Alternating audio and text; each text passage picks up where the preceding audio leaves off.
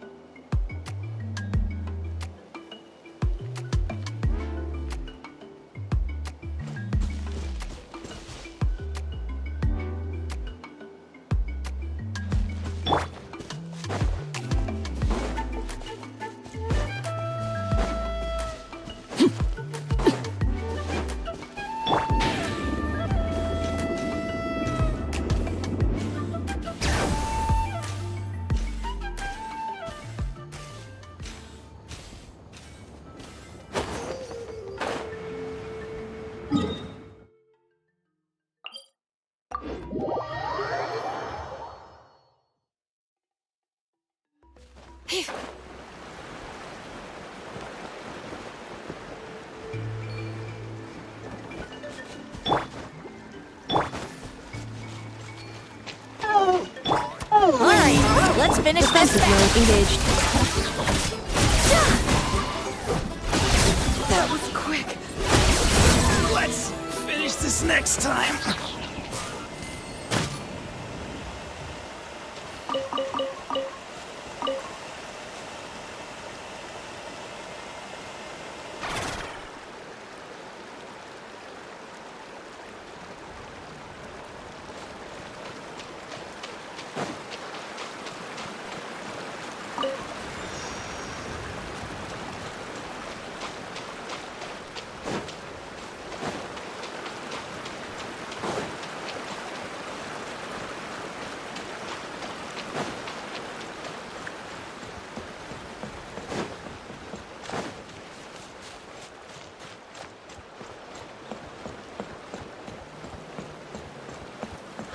Alright, let's finish this batch. Here comes another.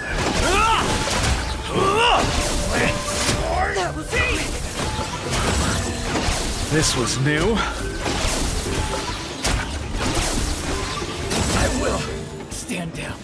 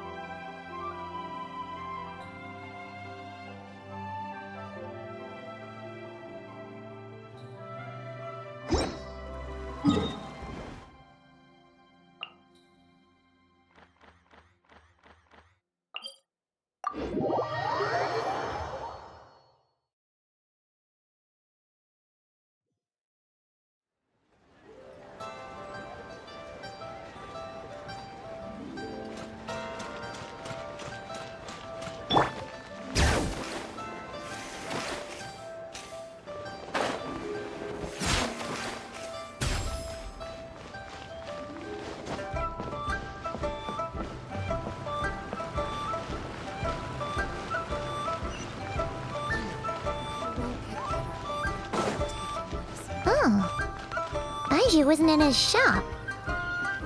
Oh, you're looking for Dr. Baiju. He's resting today, but he said to send any patients to the back room. Ah, okay. Thanks. We'll head on through.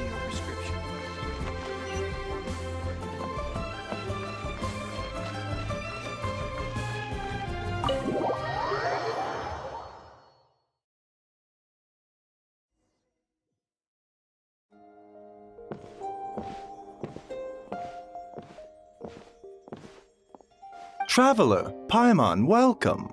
What can I do for you? It's the Traveler. She looks absolutely beat these days. She has these huge dark circles around her eyes, like she hasn't slept a wink. And she keeps spacing out.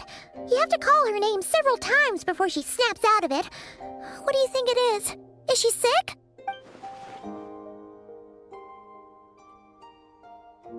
Very peculiar. In all the time we've been acquainted, this is the first time you've come to me with a health complaint. Come, let me take a look at you.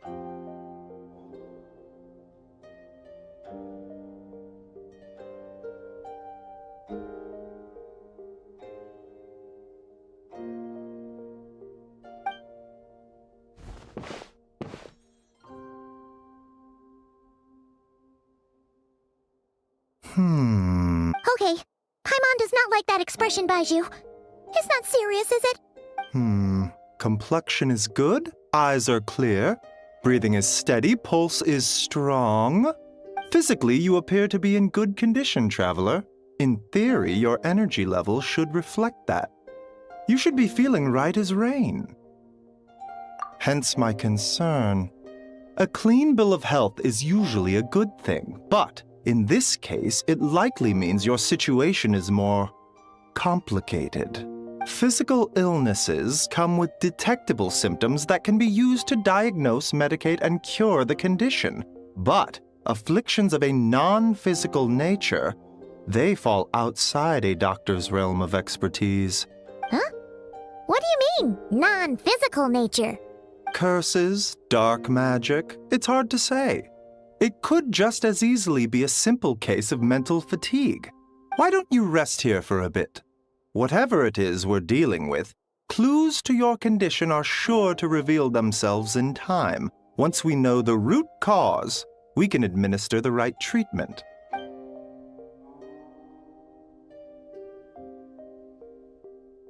In the meantime, Changsheng and I will review the relevant literature for afflictions that present with mental fatigue.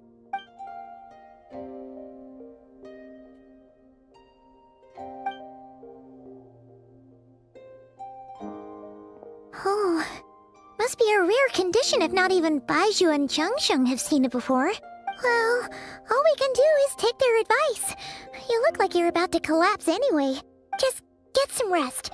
Paimon will be right here by your side. Fingers crossed you'll be all better when you wake up.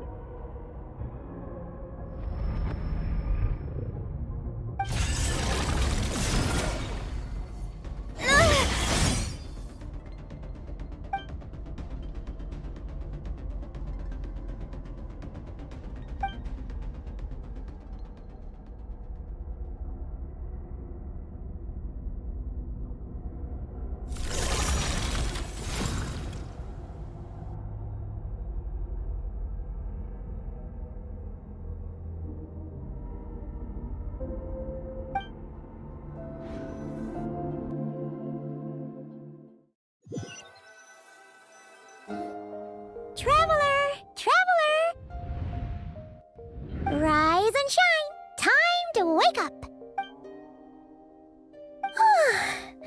For once, you're making Paimon look like an early riser. It's already afternoon. Hopefully all that sleep did you some good. Feeling any better? A cut? What? Did you scratch yourself in your sleep? All right, let Paimon take a look.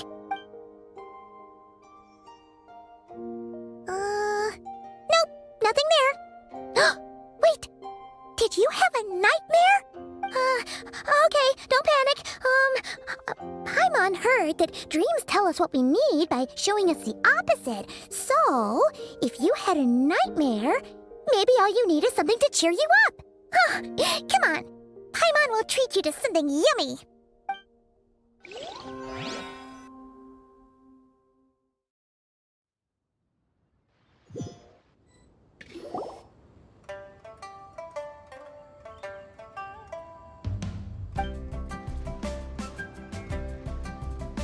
What? So, in this dream, you were trapped in a weird place with thick fog everywhere, and then a spike came out of nowhere and stabbed you in the back? Oh. Okay, well, that's a new one. Are you sure it was a dream? 'Cause from the way you describe it, it sounds like you were really there. But then again, you woke up right where you went to bed. And you were definitely in a deep sleep this morning. Then, it's decided. Paimon will stay up and watch over you tonight. If anyone tries to mess with you, Paimon will beat him up. Or, wake you up first and then we can beat him up together.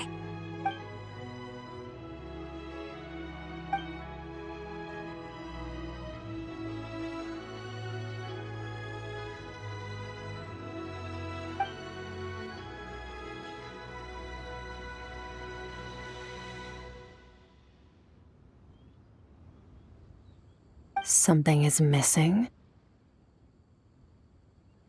Did you just say something? The flesh remains whole, but the soul is incomplete. Left unresolved, the mind will wither away along with it. Ah! What the? Wait! Paimon remembers you! Your child's master! Skork? Right! What are you doing here? The last time we saw you was at the Primordial Sea in Fontaine, right? But then we left and never learned where you went after that. Child's been looking everywhere for you, by the way. What brings you to Wanmin Restaurant of all places? You came here looking for us? And were you the one behind that hocus pocus just now? Tell me, what is it that you saw? Tight-lipped, huh? I suppose that's fair. You, I'll take a glass of wine. Oh, of course. Coming right up. We make this one in-house. It's not too strong. Enjoy. Chef Mao, I'll take a grilled tigerfish over here. Coming right up. If I knew we'd be this busy, I wouldn't have approved Shenhe's vacation. At the end of the day, what happens to you is of little consequence to me. I'm not here to try and win you over. Trust me or not, the choice is yours. If you want my help, now's the time to speak up. You have until I finish my drink. I was investigating an abyssal disturbance in the area and happened to notice you. Part of your soul is damaged, and the wound bears traces of abyssal corrosion. Need I say more? Neither of those things sound good.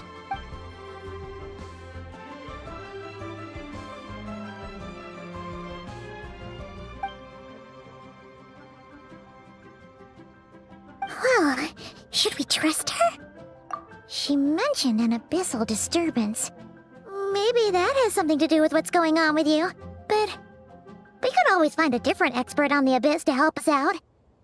Yeah, and that thing she said about your soul being damaged is scaring Paimon. Definitely something we should fix sooner rather than later. Skirk's an interesting one, that's for sure. But from what Childs told us, she doesn't seem evil, at least. 1, 2, 7, 10. That'll do. Well, have you made up your mind? What I saw was a dark space, shrouded in a dense fog that wouldn't disperse. So that's all we know, Miss Skirk. Ma'am, can you help us? So, you couldn't disperse the fog. I understand. Come find me in the Guili Plains when you're done here. Oh, and I left cash for the drink on the table. Settle the bill for me, will you? Oh, okay. Huh? She disappeared!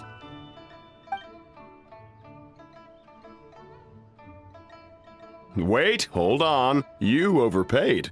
Here's your change. Oh, no. This includes the drink, so it should be the right amount. I didn't think you two ordered a drink. We didn't. It was that lady who came and sat with us, remember? You brought it out to her yourself. You sure? I could have sworn there were only 2 of you at that table.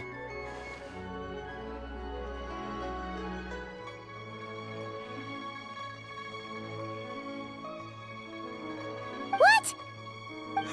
What'd you put in their dish, Chef Mao? Some kind of hallucinogenic mushroom? You got them seeing things. Seeing things? Wait, so neither of you noticed her? Young lady? About this tall? Wearing a purple dress? She ordered a glass of wine! Oh, now you mention it, that vaguely rings a bell.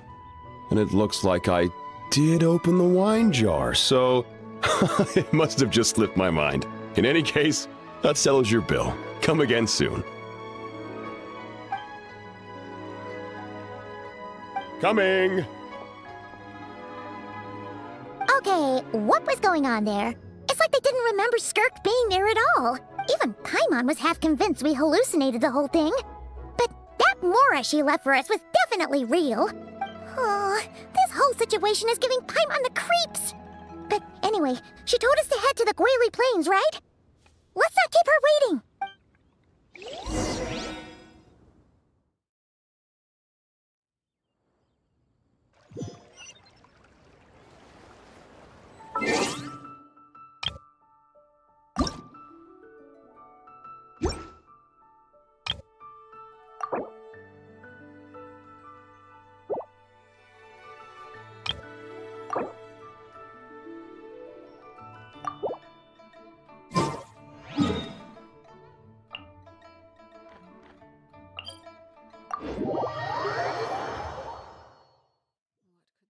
Children be up to? Never mind. Let them do as they please.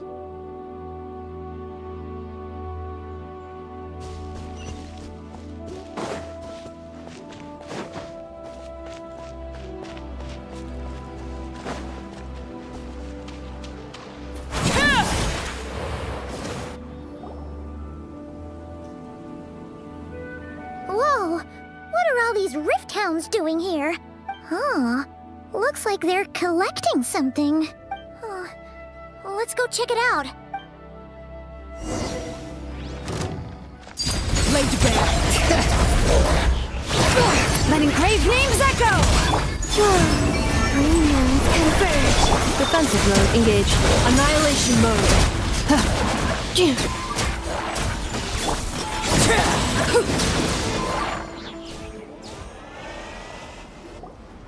So, this is what they were collecting. It looks kinda like... Yeah, what is going on here? From the moment they are born, all beings with great power have an impact on this world. Even if their body is sundered and their soul extinguished, their influence remains. Gods are the most common example of that. The remnants of gods who fell thousands of years ago remain buried deep within the earth, carrying within them a warped will and a dark curse. Together, these remnants form what you call god remains, and it appears that some of those sealed here were dug up and removed. There are traces left, but they're fading fast. What are you doing? Nothing! Just wanted to make sure you were, real? She's definitely not a ghost traveler. Paimon poked her, and she's solid. Your life hangs in the balance, and that's what you're fixated on? Strange set of priorities. It was just a trick to avoid being perceived. If someone notices me, those memories are erased. Simple as that. Unlike you, I have no desire to establish a connection with the world. The weak and the lowly have no right to remember me. They're lucky they only have a few missing memories to show for it. Now, can we please get back on track? Okay. Where were we? Right. The god remains. So, basically, there's now less of them here than there used to be, right? Isn't that a good thing? In our experience, god remains are 100% bad news. A lot of terrible things have happened because of them. Maybe it's a good thing by human standards, but power doesn't come from nothing, and it doesn't just disappear for no reason. The remains aren't just gone. They were taken. Very clever, traveler. You aren't the only one who had something taken from you. There are victims like you everywhere. The only difference being, you can speak, and the remains cannot. So it went unnoticed. Something similar happened in Sumeru. Within the span of one night, countless consecrated beasts were slaughtered, and a large amount of the god remains buried in the desert went missing. Of course, god remains are just one of the targets. The culprit is chipping away at sources of power all over this world, including the Stella Fortuna above.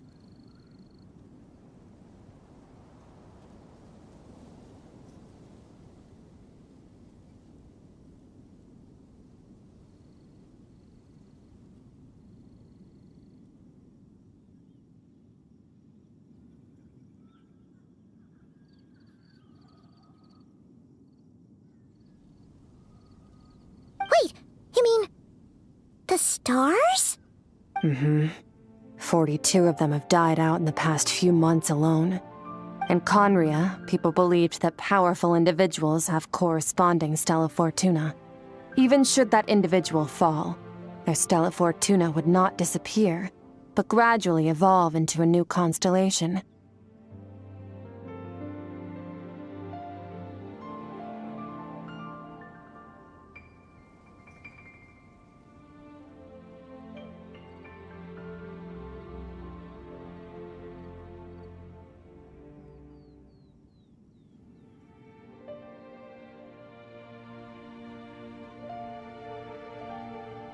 Yet now, stars are disappearing from the skies entirely, and it's not hard to deduce what's happening to the power they contain.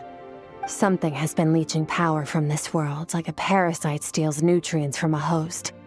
And now, it's no longer satisfied with the remains of the dead. It wants you. This time, it only took a fragment of your soul. But next time, there's no telling how far it could go. No one knows. All I know for certain is this. Getting back what you lost will not be easy. Considering how much power this entity has stolen, it must be a god-level being by now at least. But that's not the real concern. Souls are fragile things, and yours could easily be crushed if you go up against it. So you're gonna help us, right? We're going to help each other. You are my ticket to uncovering this thing's true identity. Well, great! You seem super strong and you know a lot about the Abyss, so Paimon will take it. Don't get all mushy on me. All I'm doing is helping you get back to normal after a sudden crisis. And I should warn you, getting mixed up with me can have unforeseen consequences. We're on very different journeys. You don't want to be in my debt, trust me.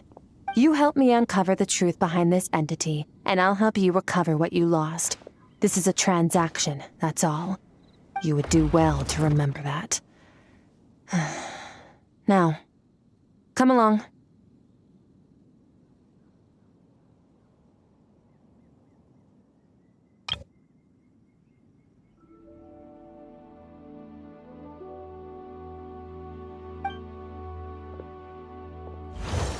Yeesh! You'd think she'd be a little friendlier since she's agreed to help us. But nope, she's just like when we met her in the Primordial Sea. So cold. Well, whatever. If that's how it's gonna be, then she doesn't deserve our friendship. What she does deserve is a super embarrassing nickname. Ah, Paimon's got it. Frosty the Lavender Melon. Serves that Ice Queen right. Anyway, the important thing is that we get that piece of your soul back. So, let's follow her and see what sort of plan she's got.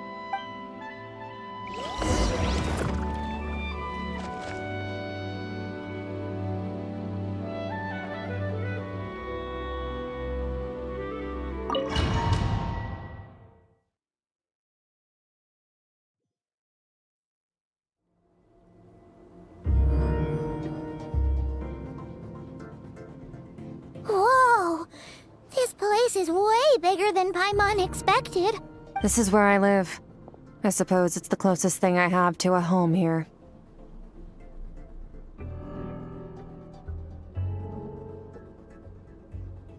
It is. I brought you here because time flows differently in this place. I don't know how much Ajax has told you, but when he fell into this space, I mentored him for 3 months. In that time, only 3 days passed in the outside world. Ajax?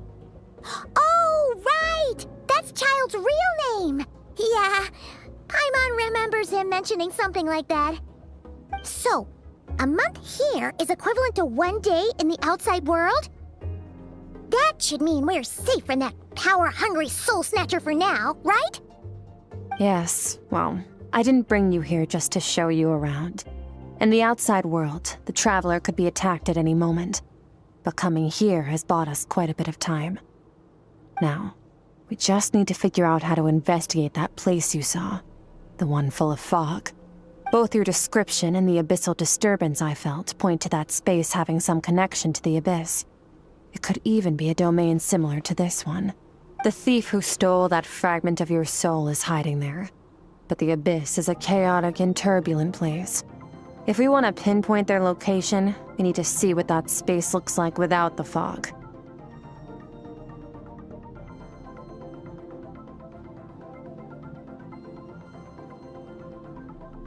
Abyssal power can grant a special form of sight. Have you ever wielded abyssal power before?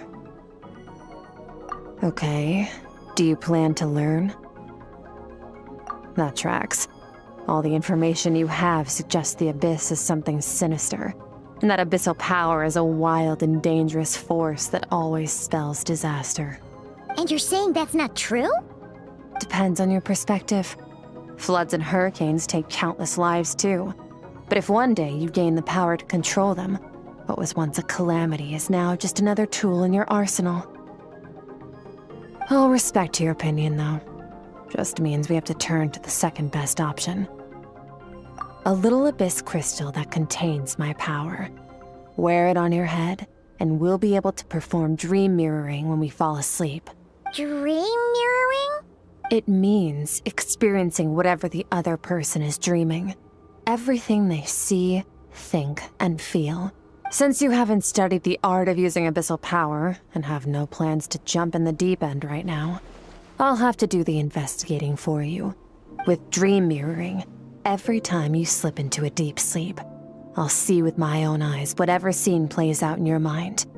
Then, I can guide you through the dream environment, and we'll take back what was stolen from you. Huh. You make it sound so simple. Tough to say. This is an unprecedented situation for both of us. Even assuming we do manage to find where this entity is hiding, like I said, getting your soul fragment back won't be easy. To play it safe, I need to give you some special training first. Wait, you're gonna teach her some of your martial arts? Does that mean the next time we see Child, we have to treat him like our senior? Do as you want. For my part, I don't see you as my disciples. You're already a pretty good fighter. All I'm planning to do is build on your current skills and train you for the specific scenarios that I think we might face. But that's enough talk. If you're ready to do this, then come with me. Time might be more lenient here, but that's no excuse to waste it. Oh, she moves fast. Paimon can hardly keep up with her. So, special training, huh? Kind of a rare opportunity. With your skills, there's not a lot of people qualified to train you. The last time something like this happened was probably anti-Raiden Shogun training, right? Oh, feels like a lifetime ago. Skirk seems pretty strong too, though. Remember how she said that the all-devouring narwhal was just her master's pet? Maybe we really will learn something here.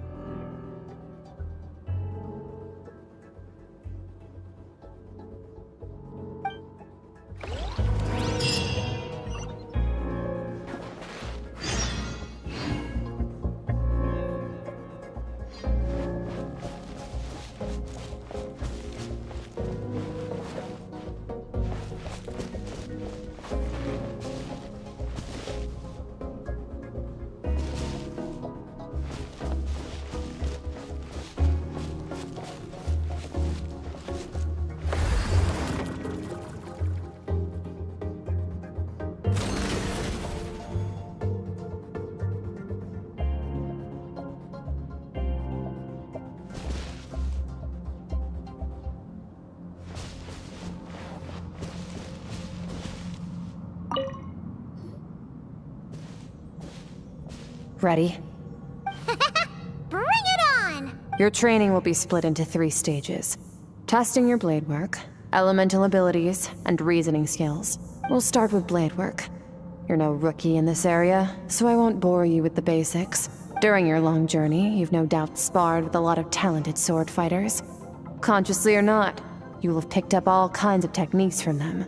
You bet! There's Kaya, Master Jean, Kuching... Oh, and Kazuha, Ayaka. Yeah, we've met sword masters like you in every nation we've been through. You sparred with a bunch of them too, right? Nice to know it's all gonna come in handy now. Don't get too smug. In sword fighting, techniques alone are not enough. You need a cohesive system to bring it all together. A style or school of fighting. To use the human body as an analogy, your style is your skeleton, the foundation, the framework. Techniques are the muscles and other flesh attached to the bones. This is where your strength comes from. Improving your sword fighting is like growing that body. If your frame got bigger and taller, but you didn't add any muscle mass, you'd be weak and flimsy. Then again, if you packed on pounds of flesh without a big enough frame to support it, you'd end up bloated and unwieldy. You need to do some introspection. Take a good, hard look at your past experiences and figure out which parts of what you've learned are just techniques, and which parts can be used to form your own system of blade work. Only then will you get the full utility out of all your thoughts and observations along the way. Only then will every strike you deliver make perfect sense. Wait, is that it? Paimon thought you were gonna teach her some cool new moves. Like when you went swoosh and opened a tunnel to another place. One day, you'll reach a new level of power where you realize that even that's as basic a trick as any other. But right now, our sword styles are so wildly different that teaching you mere techniques is pointless. There are no shortcuts in the pursuit of power. Failure is your best teacher, and rigor is your coursework. That's all I have to say. Time to make a start. Train until you're satisfied with yourself. Now focus. Destroy the crystal columns as swiftly as you can.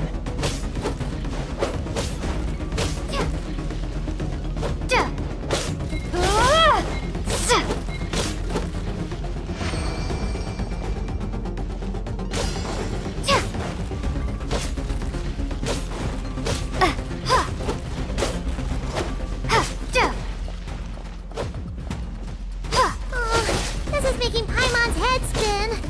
Hang in there, traveler!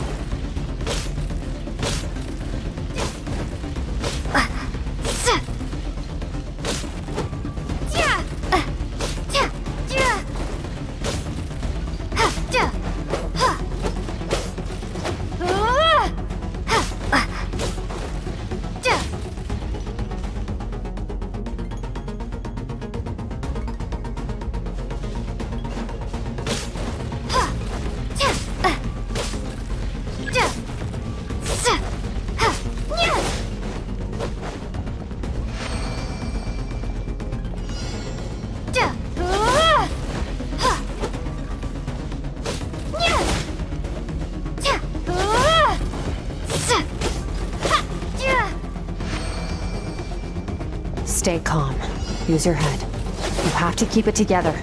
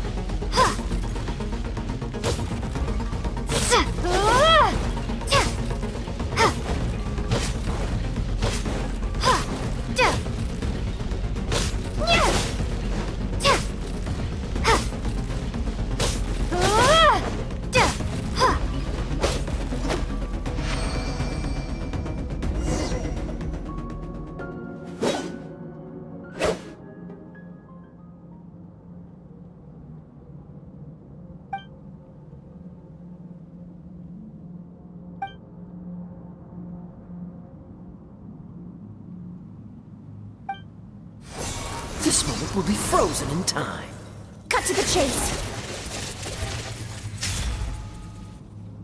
Consider a moment of true mastery that you've witnessed in another person, and ask yourself, what lies beneath the surface?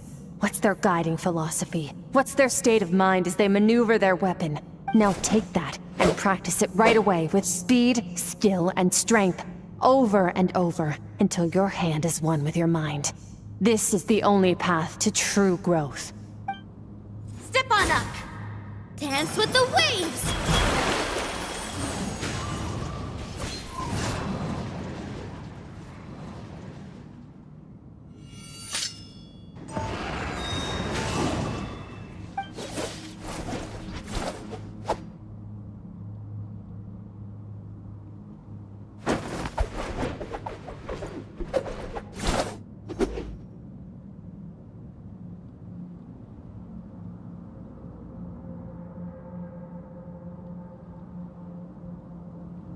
if you start to tire. Empty your mind, but do not stop. Stay in that frame of mind as you keep up the fight. Get rid of all redundant movements. Imagine your sword is an extension of your own body. Wield it just as you wield your arms, hands, and fingers. 'Twas on a deserted, moonlit night that the hero approached the vile dragon's limpid lair. Ring cutter! Feathers fleeting wet, the white heron treads water, a sight without flaw. Master of Inazuma Kamisato art Tachijutsu.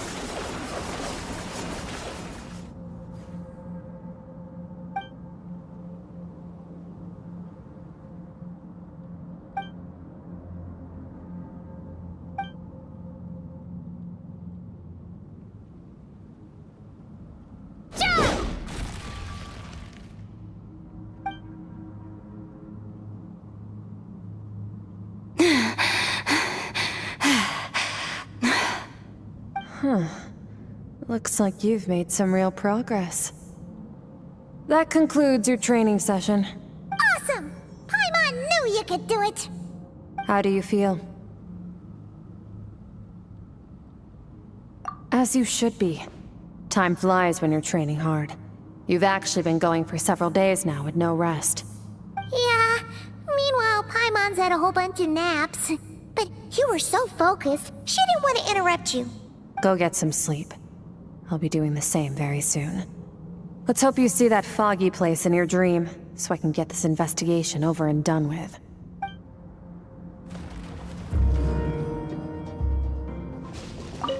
Sometimes, you have to practice a single movement 1,000,000, maybe 10,000,000 times, before the breakthrough moment comes. Nothing in the outside world can help you in this process. The most important thing is to remain patient.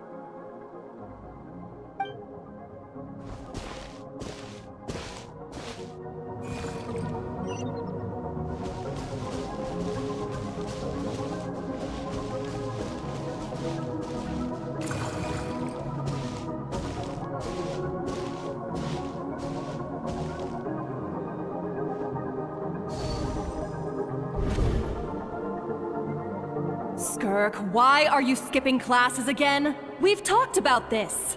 'Cause he's a crabby old man, and he's a boring old man. I don't like going to his classes. Excuse me. You shouldn't talk about your teacher like that. It's very disrespectful.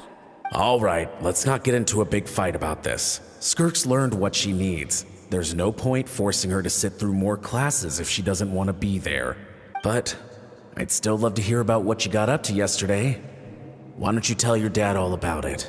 I went diving, and I saw this huge fish. I never knew they could get that big.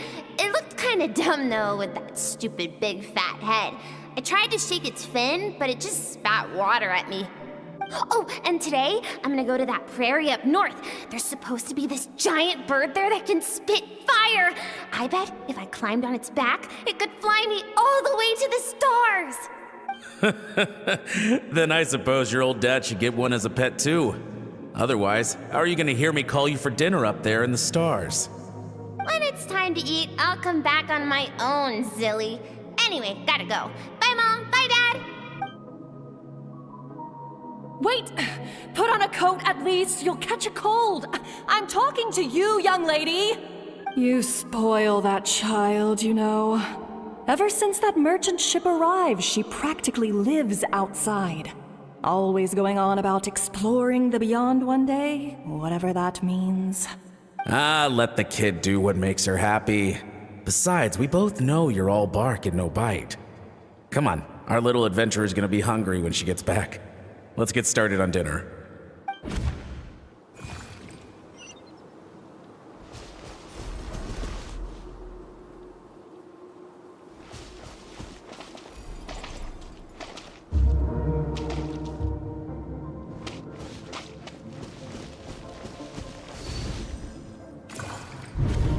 The stars shimmer high above.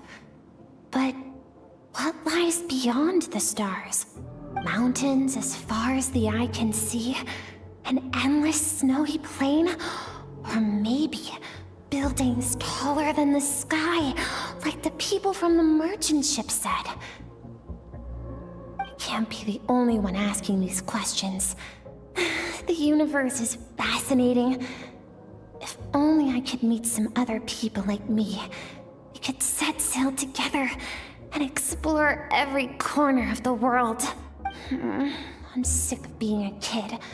There's so many amazing things out there, and I'm ready to see them all.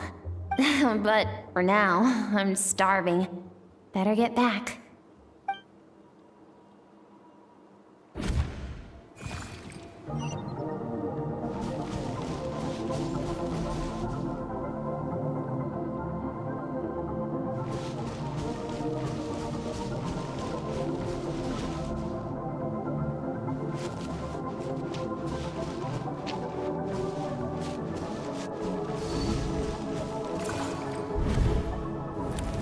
Don't let a single one of them get away!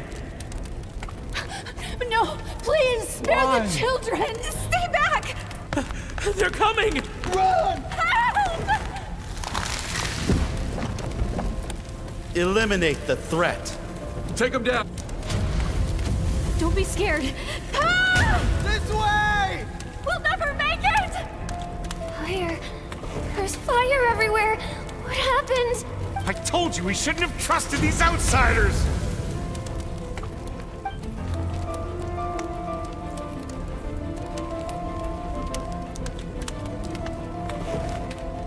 Why are you doing this? What did we do to deserve this? We welcomed you with our finest food and drink, showed you the best our home has to offer, gifted you cloth dyed by our own hands. And this is how you treat us? Run! Save yourselves! Captain, Zone 3 is clear and we have Zone 2 surrounded. Begin extermination.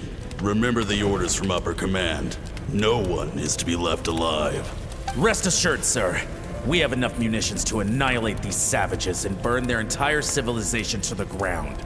Good. The only ones who put up a real fight are that man and his wife, correct? What's their status? We shot the man in the ankles and the wife broke her wrist attempting to fight back. They won't be doing much more fighting. They're holed up in their home for now, but they won't last long. To prevent them from making some kind of last stand, we're planning to clear out the other zones first so we can send a bigger squadron to surround them.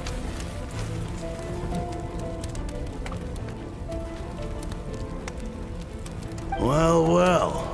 Turns out some of these beasts do know how to use their claws. Now the threat these savages pose will be undeniable. Let them cling to what's left of their lives for a little longer. Once the other zones are cleared, I'll cut off their heads myself.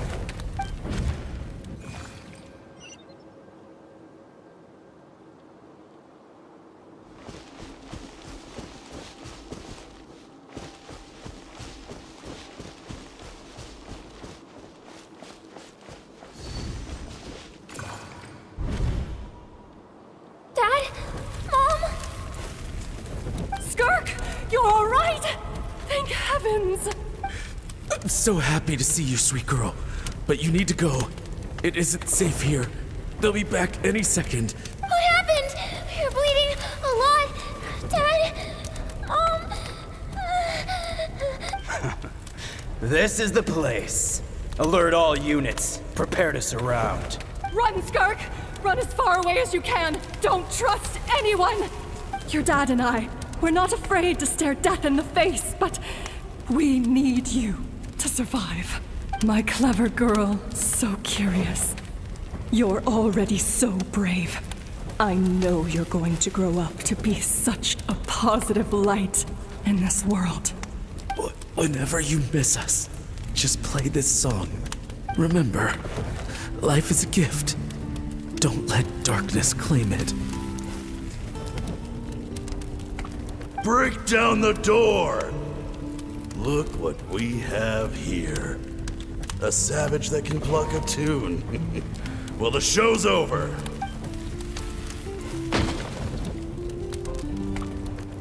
You! Stop singing! Shut it! I said shut it or I'll make you!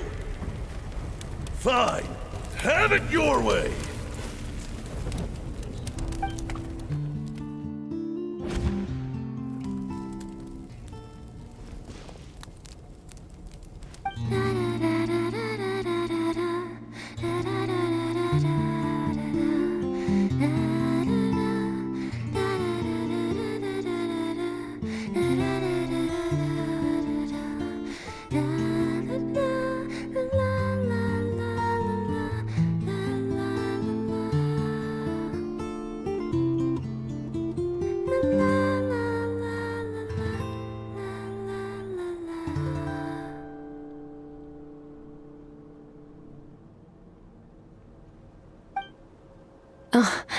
You're awake?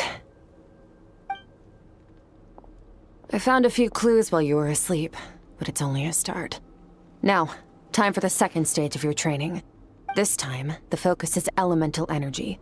Come find me when you're ready to begin.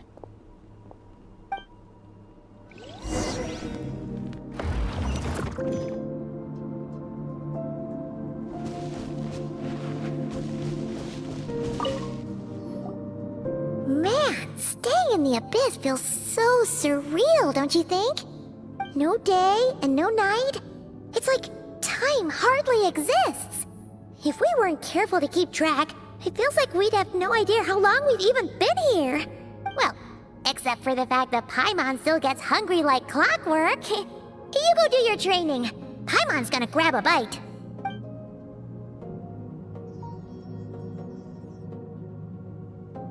The way I see it, the pursuit of power is divided into 3 stages. The first is mastering the use of standard weapons. Next is learning how to harness natural energy. And after that, you're free to challenge even higher dimensions. The natural energy of Teyvat is, of course, elemental energy. But that's not my area of expertise. I draw from a different source of power. Abyssal power, yes. Also known as the power of the Void Realm.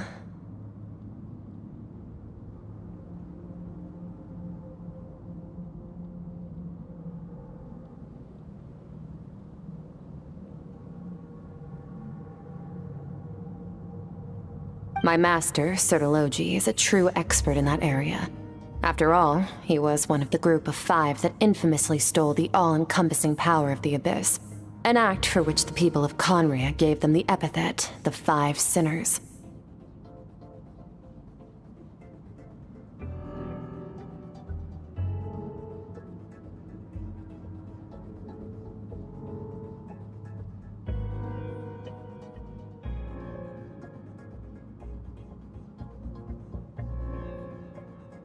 The elemental energy of Teyvat, on the other hand, is derived from the power of the Light Realm.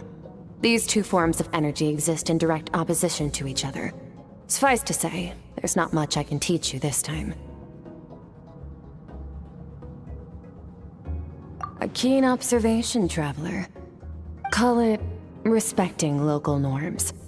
The Abyss stands in direct conflict with the will of this world.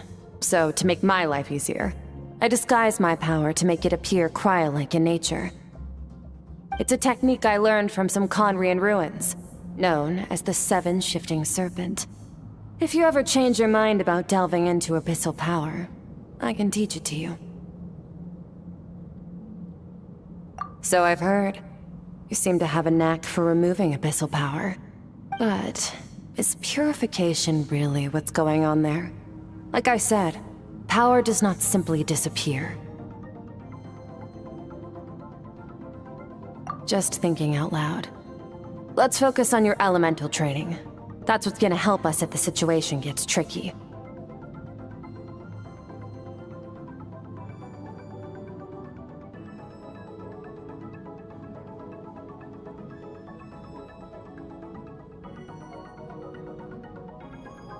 True growth comes from adversity, but only if you make the choice to pick yourself up again every time you fall.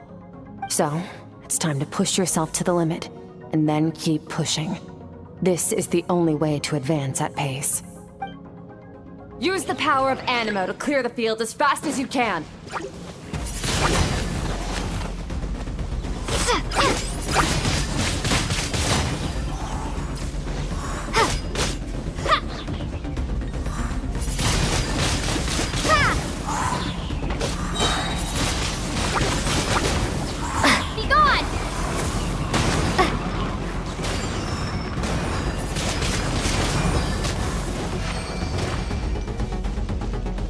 Observe your surroundings.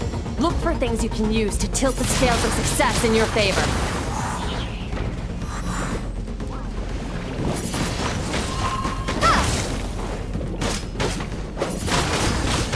Wingblade! Prepare to be blown away!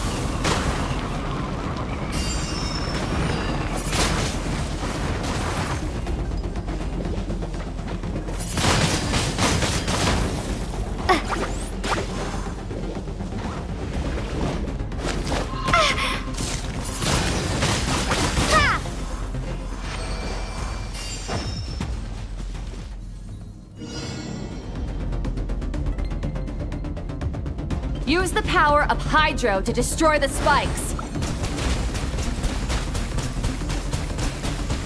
Go! Faster! Don't give them a chance to strike you. You need to be quicker than you were in your dream. You can't afford another injury like that.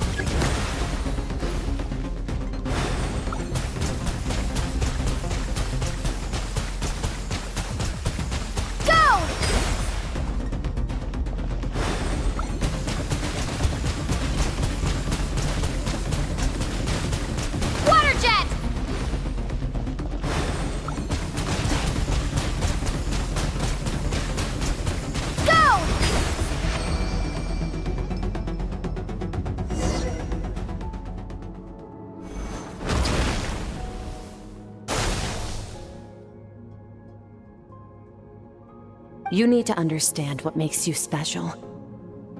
The ability to wield elemental energy without a vision and switch between the elements at will.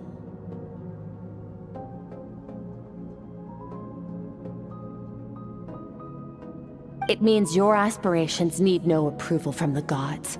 Your power is not bound by the rules of this world. So be bold. Do not be afraid to chart your own path.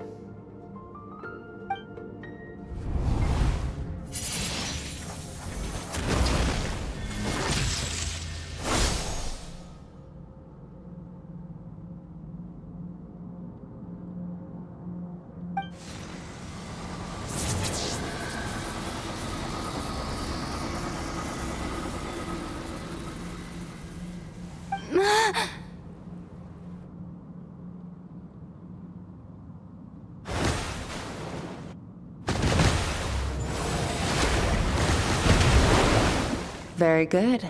It seems you've reached a deeper level of connection with the elements. Long enough for you to lose yourself in your training, which is a good sign. Relentless practice with the elements has drained all your strength, but it's also what allowed you to make progress. Get some rest. When you wake up, we'll proceed to the final stage of your training.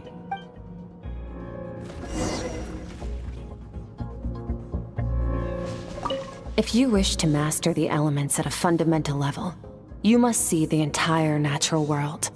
Nature in all its places and forms. That is part of what it means to be a traveler.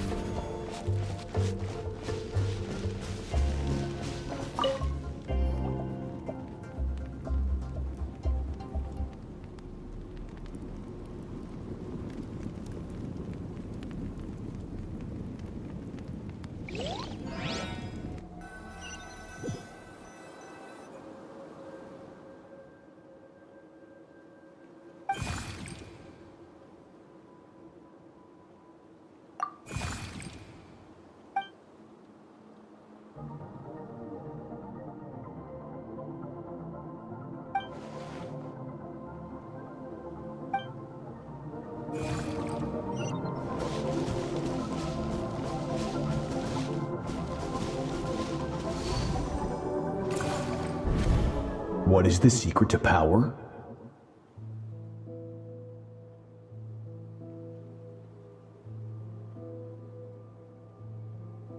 Longing, hatred, self-preservation. No, it is fear. The fear of losing those you love. The fear of watching your home burn. Fear of loneliness. Fear of death. Fear is the source of evolution. It forces humanity to adapt to their environment and overcome hardship. It is in the process of prevailing over our fears that we surpassed first ourselves and then the rest of the world. That fear is now part of you. It calls on you to evolve. And it is time to answer.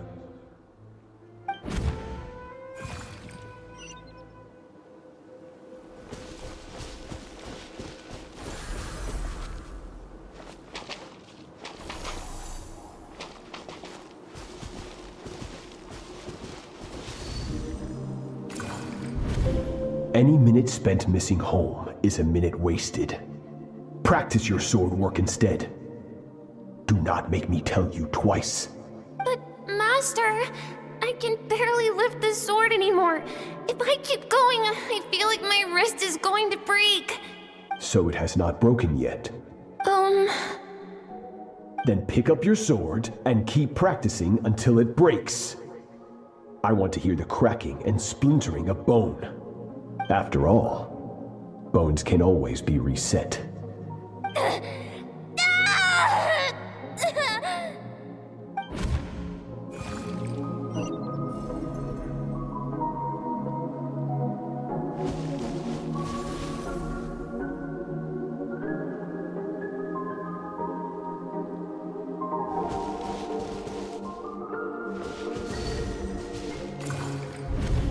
Good, Skirk.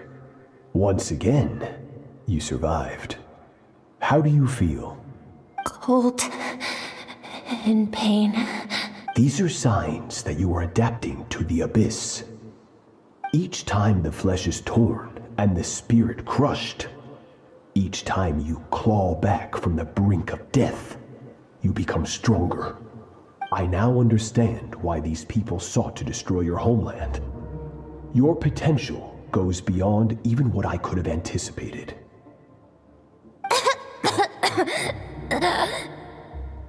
But you still have much to learn in your pursuit of strength. Your mind is rife with distractions.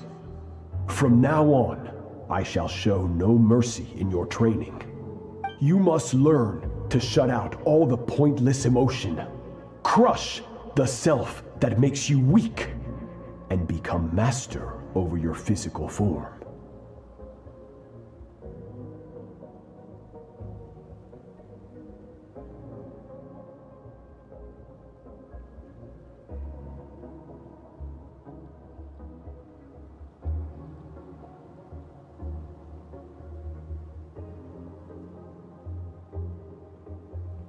Get up, Skirk. Wipe the blood off your face. Cut away the rotten parts of your flesh. And mend what is broken. Then take up your sword. Yes, Master.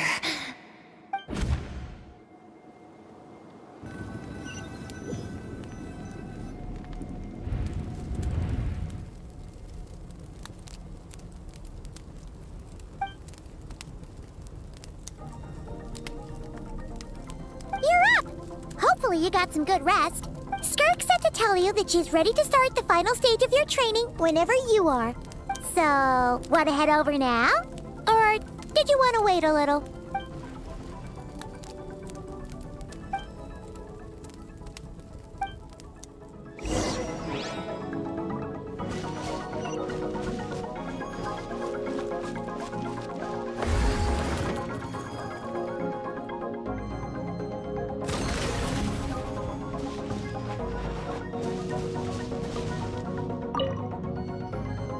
From your training so far, you have gained better command of the sword, and more control over your elemental abilities. That's only part of it. Experience is the real teacher. Your journey, the friends you have made, the dangers you have faced. These have taught you more than I ever could. Now, it's time to focus on how you react under pressure. You must be able to think rationally, even in unpredictable combat situations. To simulate this, I'm going to attack, and you're going to block. Ready?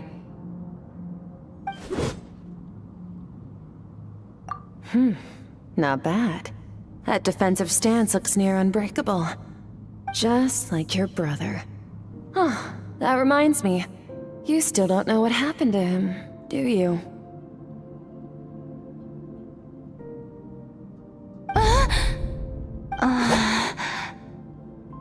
Hey, no fair! That's cheating! You think every opponent has the same moral code as you? You can denounce their deplorable methods all you want, but only if you live to tell the tale.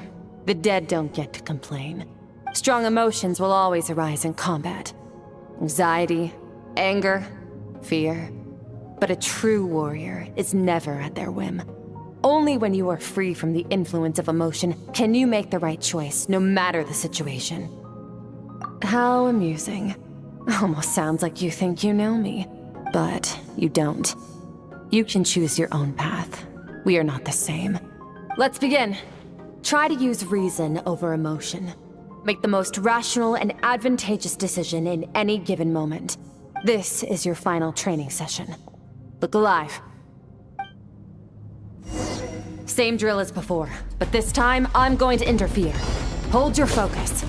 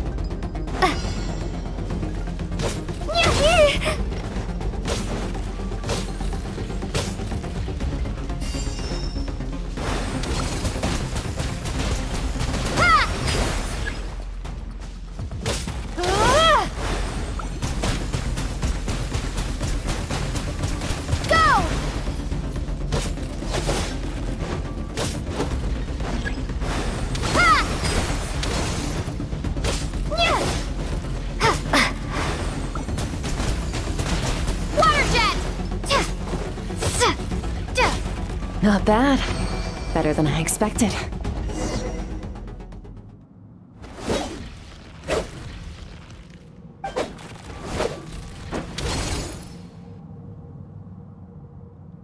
You're getting the hang of it.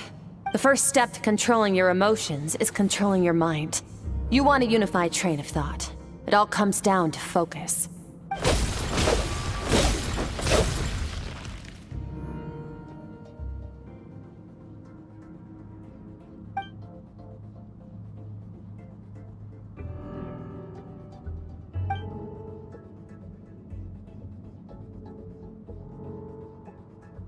Your mind is rife with distractions.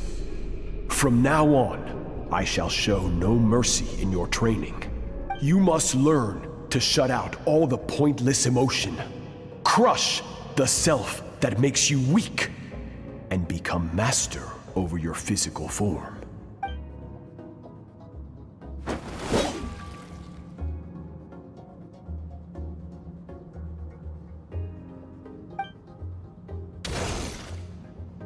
Stop. Let's pause here. One look, and I can tell your mind has wandered. That's to be expected. There's a limit to how long a human being can concentrate on one thing. Staying calm and focused sounds simple in theory, but in practice, it's more demanding than sword work or elemental abilities.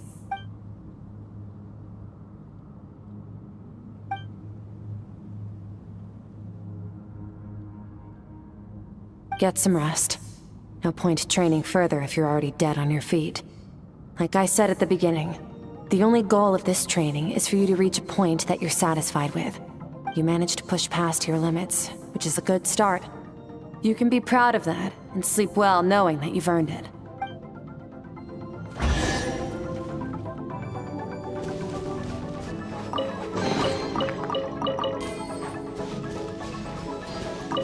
Warriors will train day and night to perfect their skills.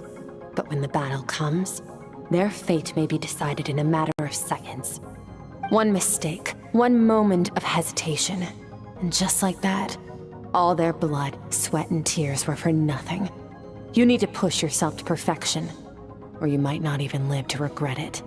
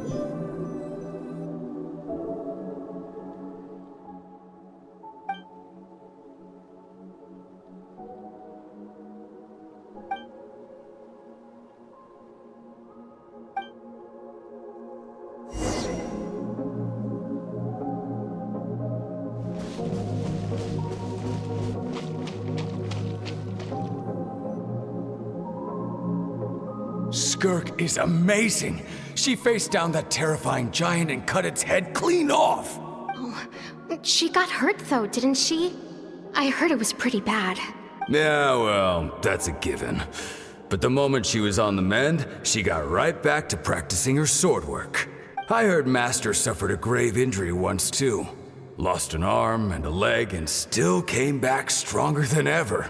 Skirk's becoming more like him by the day. Incredible! I wonder if I'll ever reach their level. They're always so resolute, so unshakable.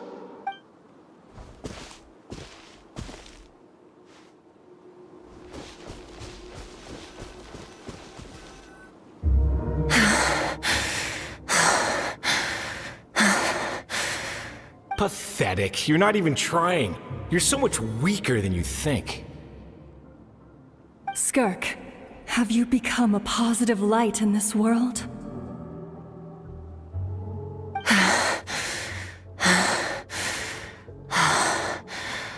Do you even remember how many of us perished in that fire? How many bodies were left to rot on the scorched earth? Yet you alone live on. Keep your gaze fixed on your blade. You don't deserve to rest. I have so many questions. I just want to jump in a spaceship, explore the whole universe, and get answers from the stars. I just need to wait till I'm grown up. Then I can do anything. Now, you must bid farewell to who you were in the past and become someone stronger. Run, Skirk, run! Only death awaits us here. Keep running, and don't ever look back.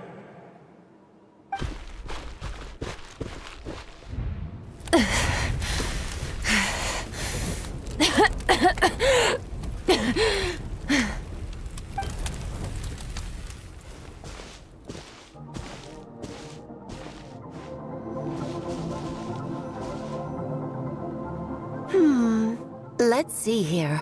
First things first, you need a new identity.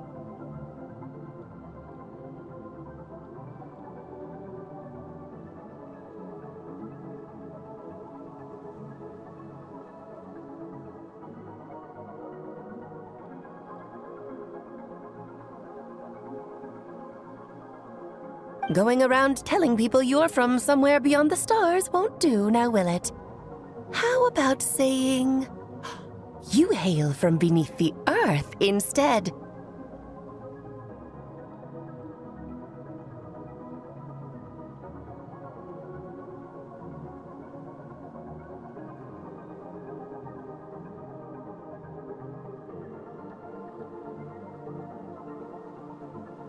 As the Conrian saying goes, venturing out into the universe and down into the abyss are the same in that both are braving the dark unknown. Well, I'm a visitor on this planet, so I'll follow the rules.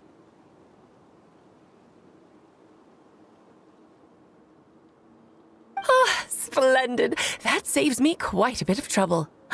Let me offer you a piece of advice in return, although it might not be what you want to hear. I know the pursuit of strength is important to you, but taking a moment for yourself every once in a while is never a bad idea. Ignore her existence for too long, and there will come a day when you can no longer hear her voice.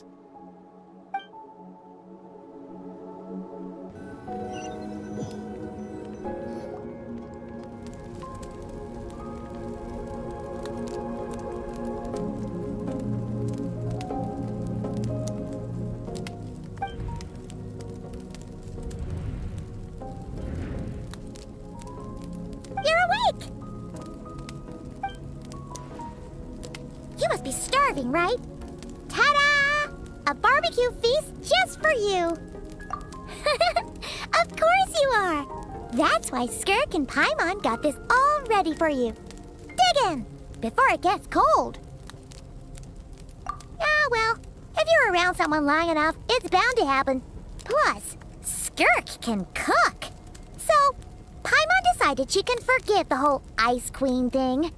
Paimon's not one to hold a grudge. Here's an idea. Let's save the chit-chat until after the meal.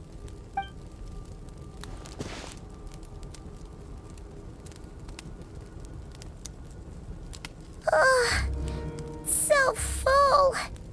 Okay, it's Paimon's turn to sleep now. Wake her up when it's time to go.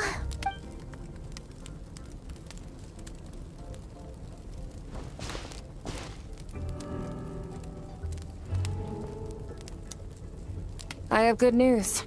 First, your training is complete. You have what it takes to wield immense power. Now it's just a matter of putting it into practice. Continue to learn from your journey and hone your skills against formidable opponents. Second, I've located the culprit we've been searching for. Next, we just need to retrieve the missing part of your soul, and our business will be concluded. When Ajax trained with me, he once told me he was bursting with questions.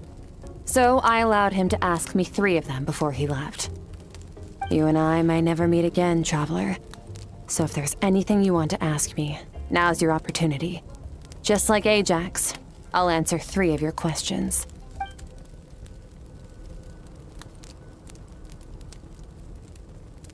Are you really from Teyvat?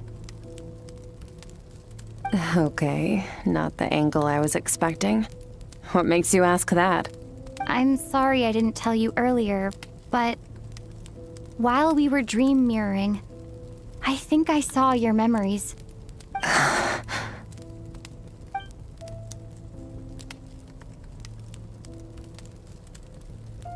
I knew that was a possible side effect. Closed off my mind to you for that exact reason. Even with the dream mirroring, you should have seen nothing but endless darkness.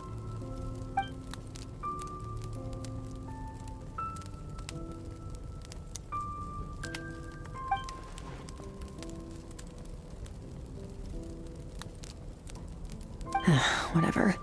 Must have been a flaw in my execution. I shouldn't be too surprised. Due to some recent circumstances, my self-control has been lacking as of late. Since you've seen what you've seen, there's no reason to hide the truth. All I ask is that you keep it a secret. No, I'm not from Teyvat. I'm from a different planet.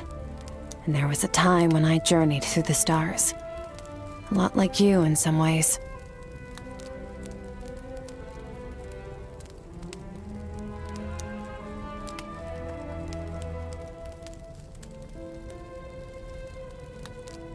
Like me? Do you mean you're also a Descender? No, we're different in that respect. You're influencing the fate of this world. But me, I'm just passing through. Several hundred years ago, my master, Sertologi, opened the border between worlds and sent me here.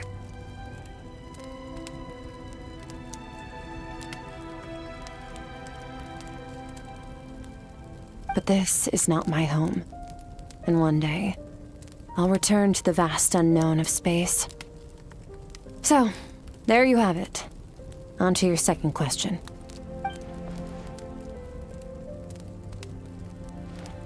What is your goal in coming here? To become stronger. For certain reasons, I need to bridge the power gap between me and my master as quickly as possible. But first, I need to understand the source of his strength. To do that, I need to follow in his footsteps, walk the path he once walked, and somewhere along the way, I'll find out how to defeat him. That is my sole focus and purpose. Okay. You have one question remaining.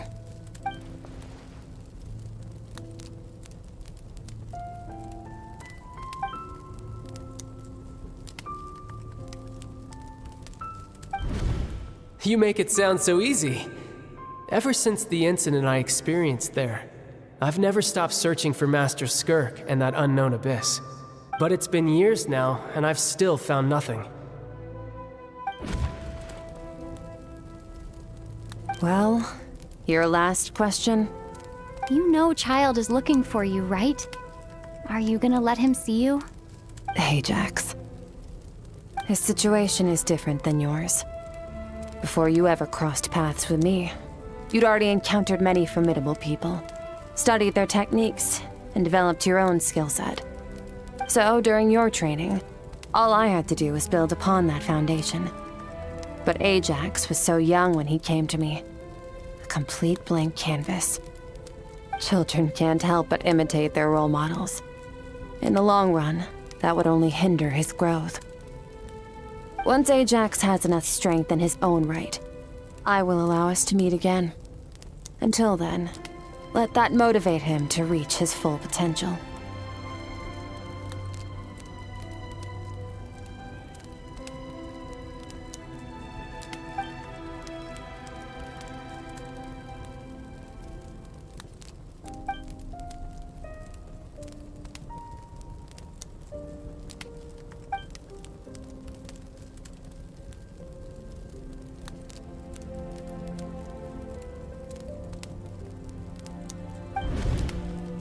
Unlike you, I have no desire to establish a connection with the world. The weak and the lowly have no right to remember me. They're lucky they only have a few missing memories to show for it.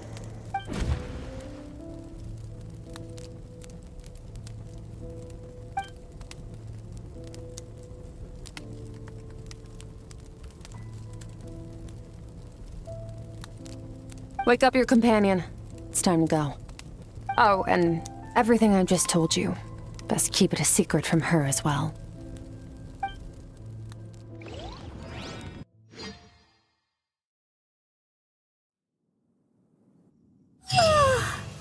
Time to go. Oh, finally. Where are we headed? Just follow me. I'll open an abyssal rift close to the culprit's location. It will take us to where he's hiding.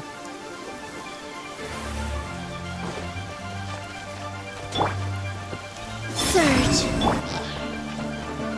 Cleanup sequence initiated.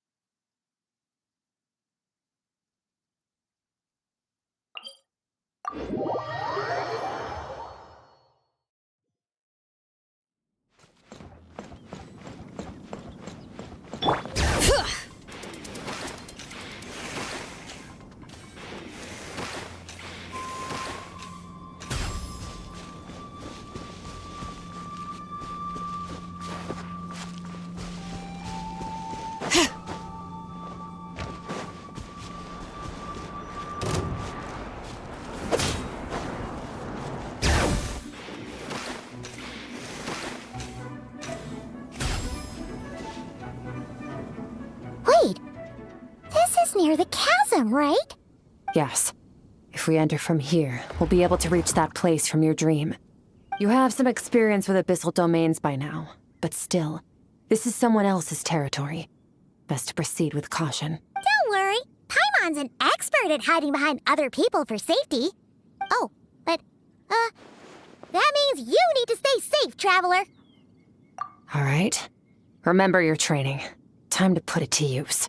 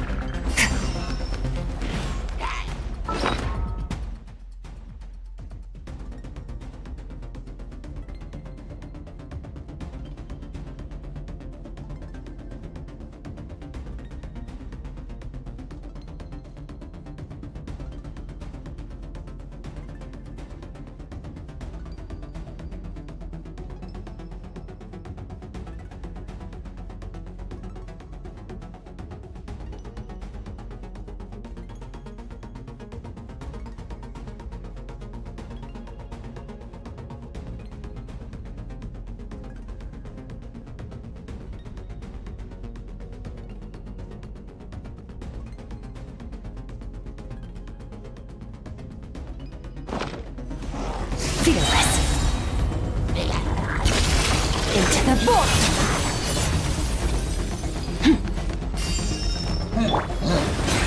Wipe out! Yeah! Yeah!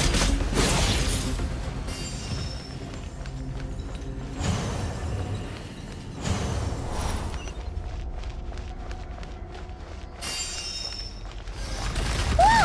Look at all these spikes! Careful! Don't get hit! You know what? Paimon's just gonna float behind you. Come on, you got this!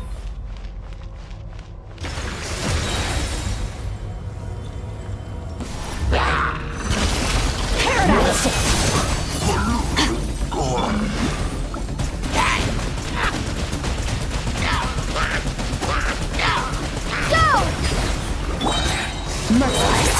Hey, what are you two doing here?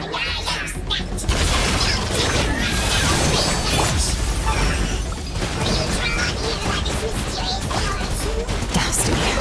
An abandoned house. Let's press on.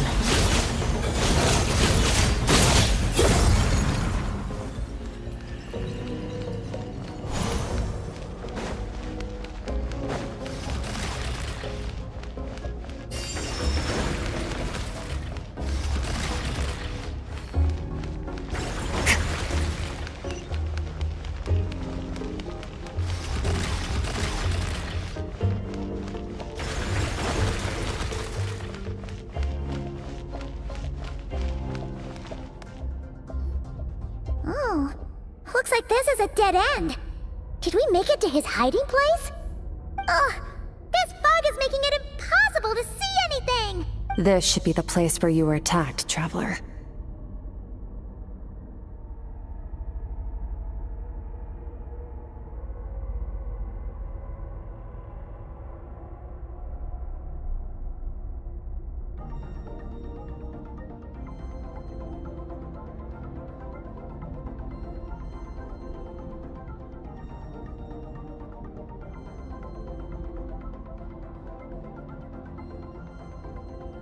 The missing part of your soul should be nearby. Can you sense where it is?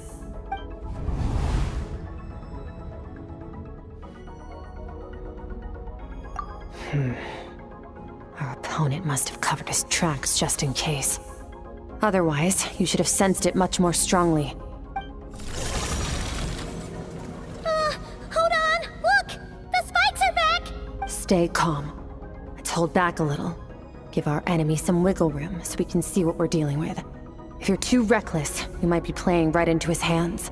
Our enemy took part of your soul for a reason. It's likely he integrated it into his attack somehow. If we're smart about this, we can track it down.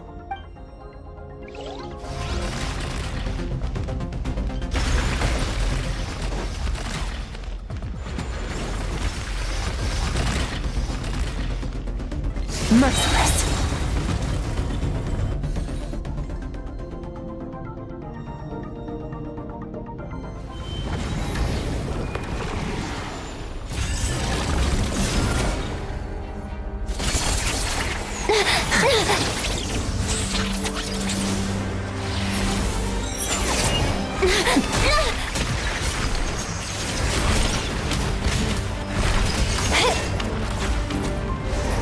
From the start, the attacks have been focused on me. Trying to break through my defenses? I see.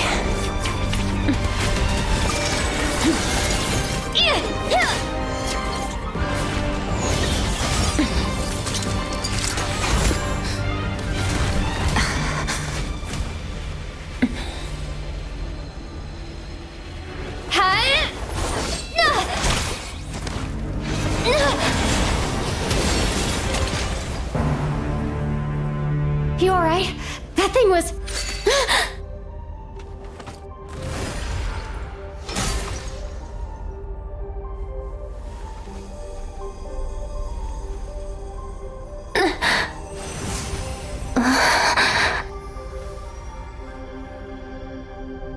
There.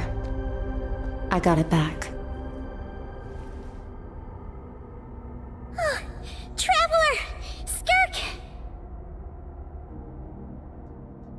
What happened? It looked like Skirk just got... In the Guili Plains, you asked me why this enemy chose you as his target. Now, the answer is clear.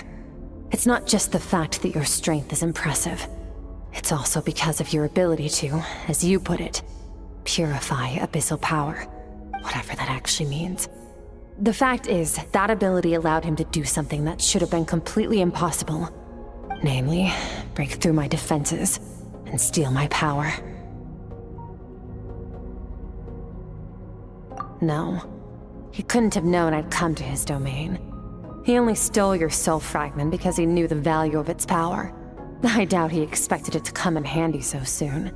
Call it fate if you want. I believe that's the term they use in this world for arbitrary coincidences like this. In any case, it works to our advantage. Once I realized what he was using that power for, it gave me the chance to get back what you lost. I'll cope. Well, done gorging? Good. Time to answer some questions. How did you get the power of the all-devouring narwhal? The all-devouring narwhal? Oh, of course! Paimon knew that spike thing looked familiar. It looks just like that narwhal's horn! I highly doubt you acquired that power through your own strength. Tell me I'm wrong. You're desperate enough to scour the land for god remains and whatever vestiges of power you can find. That alone proves you wouldn't be able to defeat a creature like that. Which leaves one possibility. You know my master, the Foul, Sertologi. The Foul? Who dares call him Foul? Sertologi.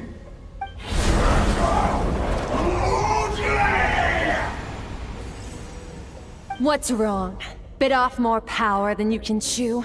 You're struggling to hold a basic conversation. Just a little longer. I'm still... Look! It's back! Those obsessed with power will let it devour them before abandoning their pursuit. Keep calm and use reason to decide the best course of action.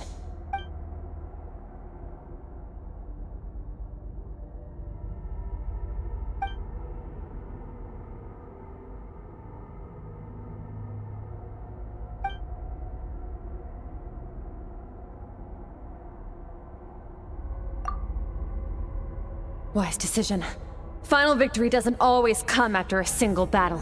You've got your soul fragment back, so we both got what we came for. Let the enemy draw breath while he can. It won't be for long. Get us out of here, Traveler. You'll need to lead the way this time.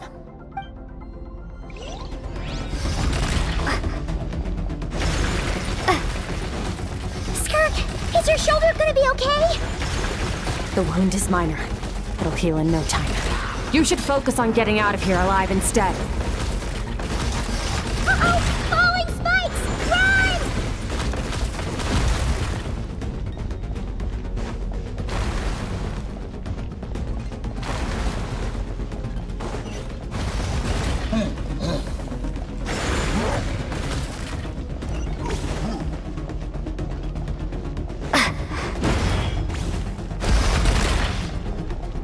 Watch out! Looks like this place is about to collapse!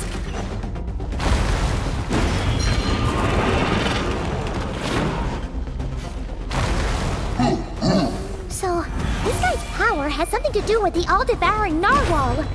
Did you know that all along, Skirk? I had my suspicions. That's why I decided to investigate in the first place. But suspicions only get you so far. I needed to verify it for myself.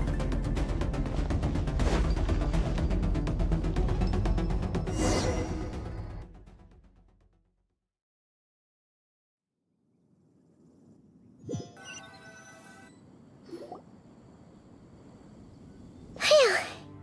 Oh, we should be safe here, right? I no longer sense his presence. Can't have followed us out of that abyssal domain. Weaklings like him will find that my power is not so easily controlled. He won't be leaving that place until he's managed to digest it. You seem surprised. I suppose that's fair. You've seen but a fraction of what that whale is capable of. That gaping maw could swallow a planet whole. It's called the all-devouring narwhal for a reason. Devouring is what it does best. It can extract power from anything, dead or alive, as long as it manages to make physical contact.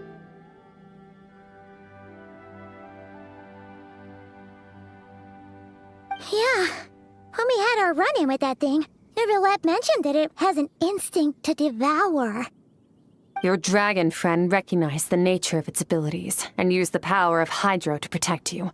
That worked because it was in a satiated state, so it was somewhat less aggressive than usual. It's a different story when it has no more power to feed off of. That's when its true voracious nature kicks in. It could devour everything on the planet in that state, which is why I cast it into that void space. But I hadn't counted on there being anyone left on this planet capable of wielding its power. To me, that says he must have encountered the whale a long time ago. Meaning, he must have known my master. Exactly. It told me everything I needed to know. Hence why I said we both got what we came for.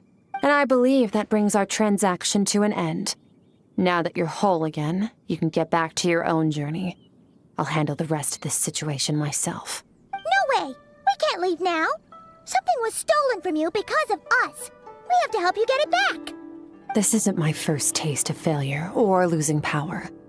When you fall, you get back up again and become stronger. That's how it is. But what if that monster finds you before you're all better? Plus, how are you gonna get home? It's not like you can just go swoosh and open a door to the abyss again. Not without your full strength. So, sticking with us for the time being doesn't sound so bad, does it? Fair enough. Then take this. What is it? A bag of Mora. Nothing in this world is free. I know that much. I'll leave the planning to you.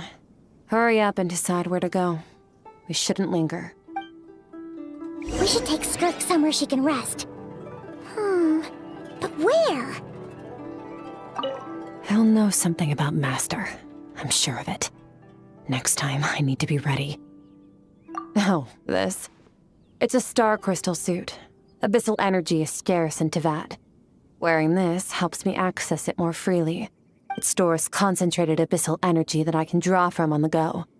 When the energy runs out, it reverts back to its original form. Fine. It was just a scratch. It'll take time to recover my strength, of course. But adapting to situations like this is nothing new for me. Found somewhere to rest. Well, lead the way then.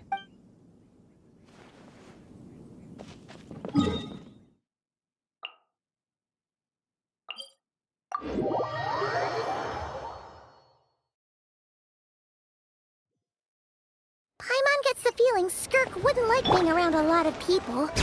Oh wait! Kaiju said we could rest in the back room of the pharmacy, didn't he? Let's head there!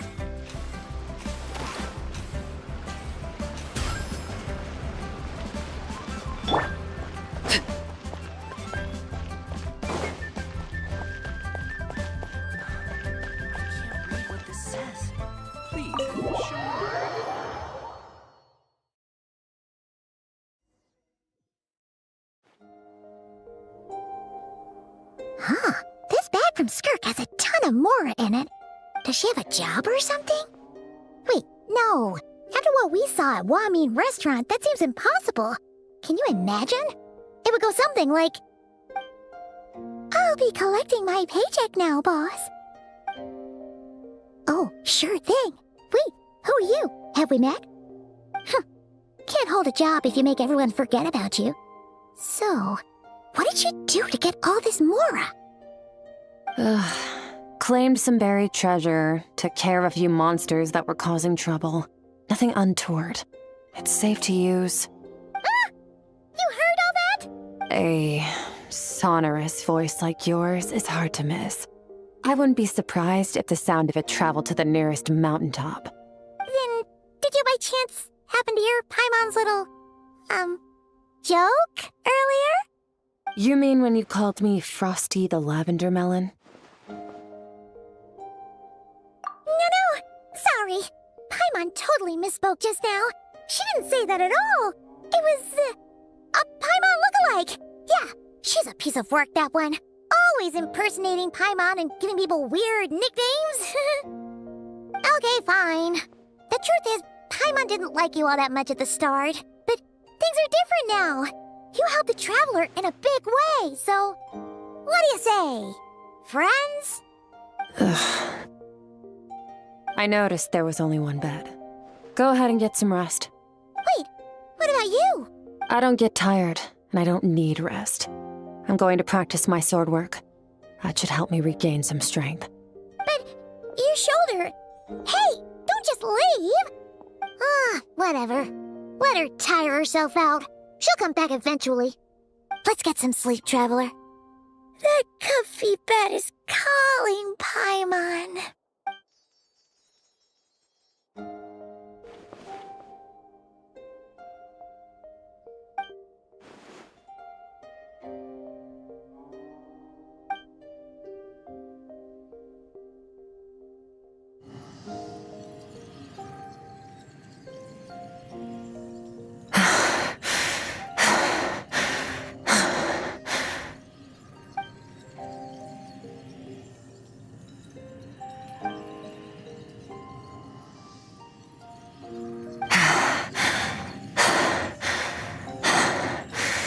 Quiet.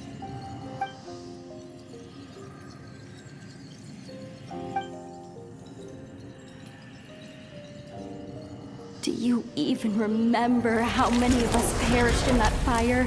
How many bodies were left to rot on the scorched earth? Yet you alone live on. Keep your gaze fixed on your blade. You don't deserve to rest. Run, Skirk. Run! Only death awaits us here. Keep running, and don't ever look back.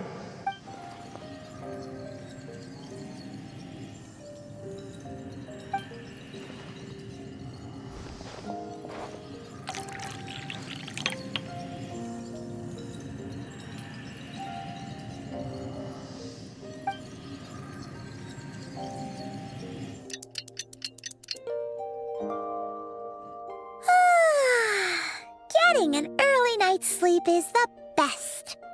That bed was so comfy. Wait, Skirk? Have you been sitting out here the whole night? The bed's all yours if you want it. About 60%. Maybe 70. Whew! Paimon thought it would take at least a couple of days. That was fast. No, not fast enough. That's 20% less than last time. Same training regimen, same intensity. Nothing felt different, but somehow the outcome fell short. No, I think the problem's with me. I need to meditate for the next 2 days. Deep introspection should help me find the issue. Ooh, sounds intense. We'll watch over you in the meantime, then. Thanks. See you in 2 days.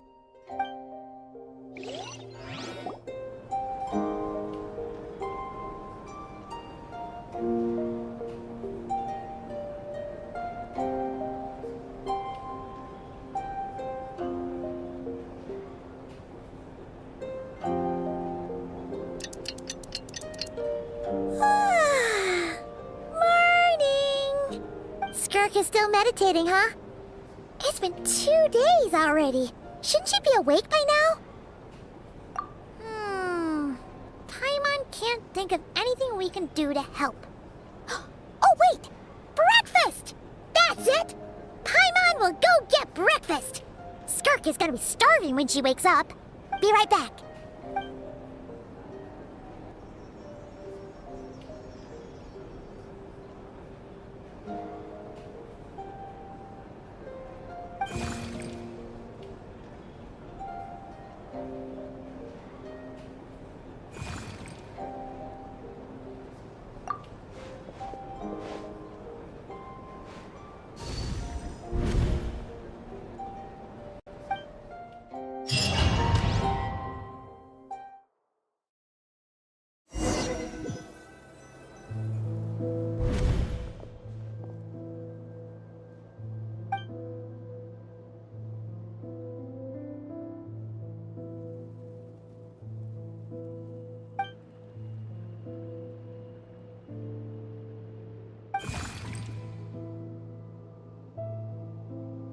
That's right.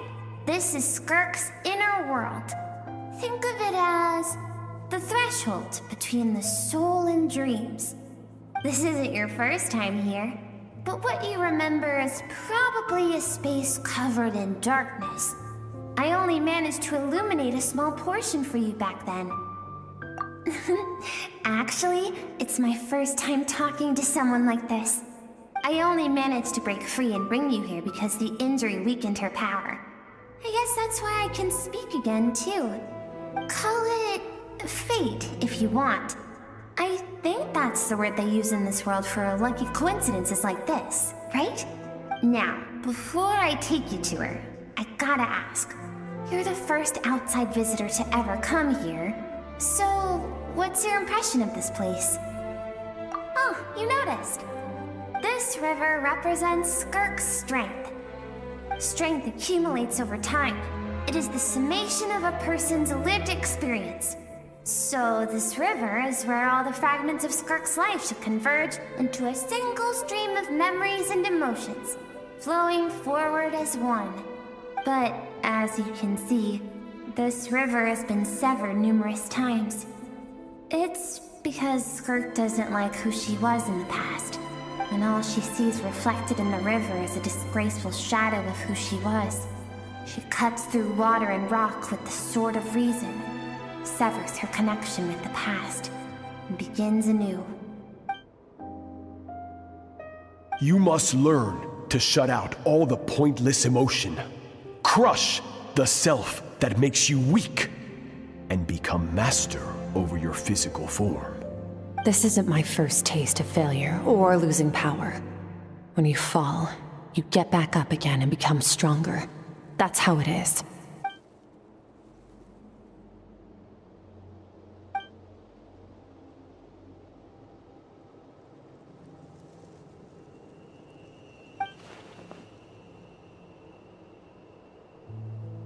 The answer to one mystery invites another question, I see. Let's follow the river upstream. There among the cliffs, among the memories etched into her heart, lies the truth of it all. Soon, you'll understand everything.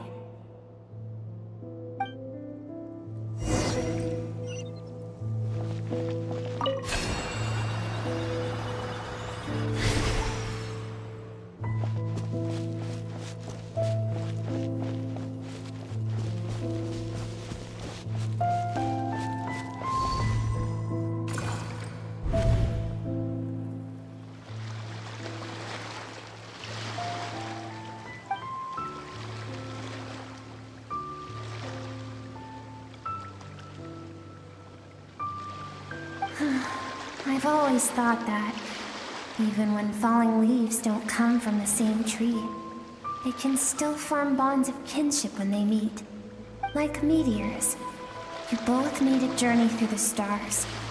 Both travelers who have landed on a planet that is not your home. Yet, when she first noticed your presence, although she hesitated for a moment, she still chose to walk away, indifferent as ever.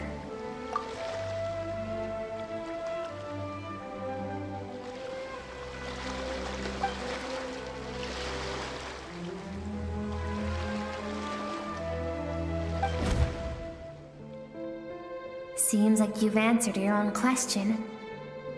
Skirk sees herself as a trespasser in this world. She's made a conscious choice to avoid altering its path. But the reason for that decision stems from events much earlier on in her life. Let's keep going. It's still a long way to the source of the river.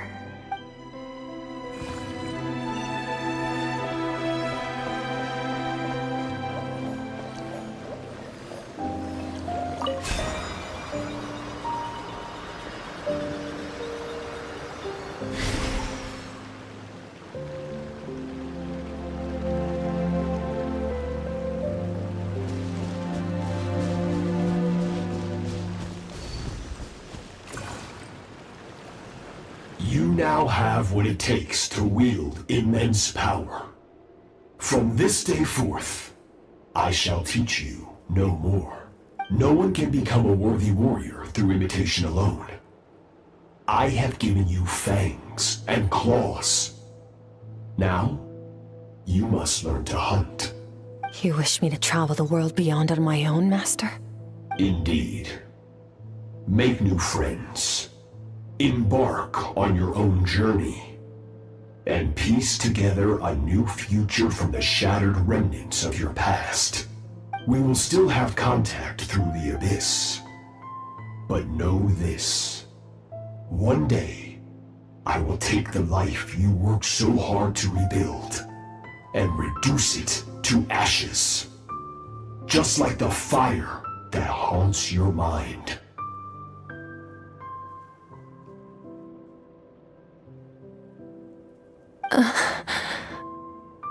Why do you do that? I have told you before. Fear is the catalyst for human evolution. You have tasted loss. You have known fear, so deep it can be felt in the bones. But as living beings, we all have an instinct to detach from that which harms us. And thus pain dampens over time, and the acrid taste of fear becomes but a distant memory.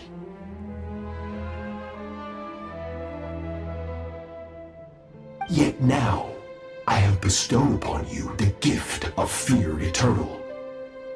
It will drown you in the nightmare of your childhood, or it shall drive you to defeat me, whatever the cost.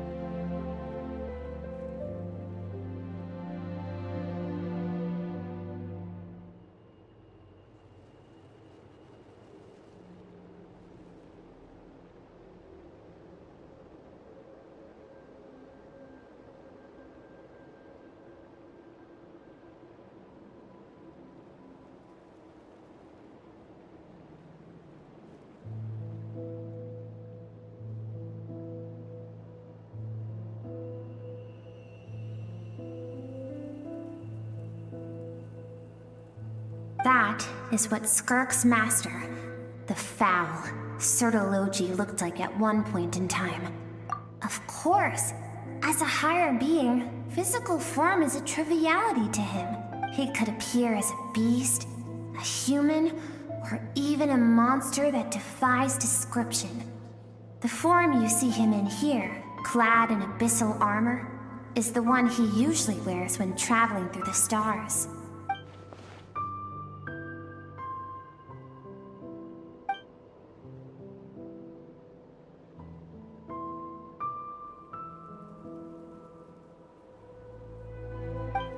For certain reasons, I need to bridge the power gap between me and my master as quickly as possible. But first, I need to understand the source of his strength. To do that, I need to follow in his footsteps, walk the path he once walked, and somewhere along the way, I'll find out how to defeat him. That is my sole focus and purpose.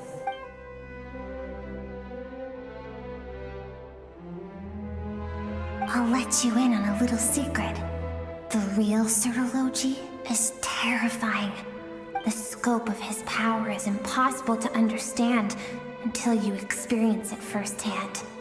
It is absolute. The power to crush all things. Shall we keep going?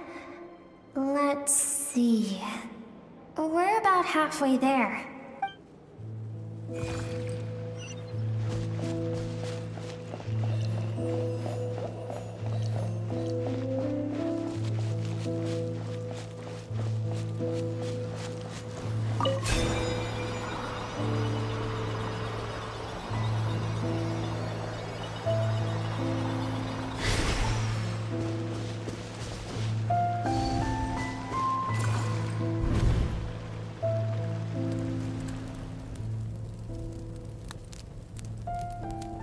We've made it quite a ways already. This is Skirk, when she first began training under Sertologi. I have set your broken wrist. Tomorrow, you're to train twice as hard. No tears this time. Good. Attempting to garner sympathy through tears is a habit of the weak. A pitiful, useless ploy. Can I ask a question, Master? Why did you save me?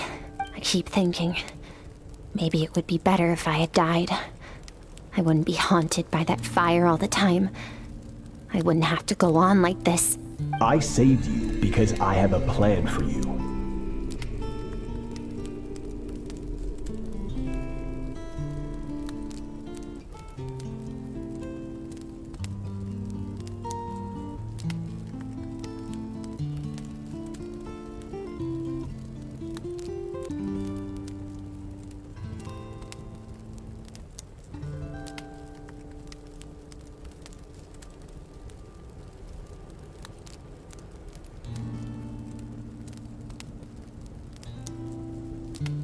It has been too long since I fought a battle that demanded my full strength, and I hunger for it.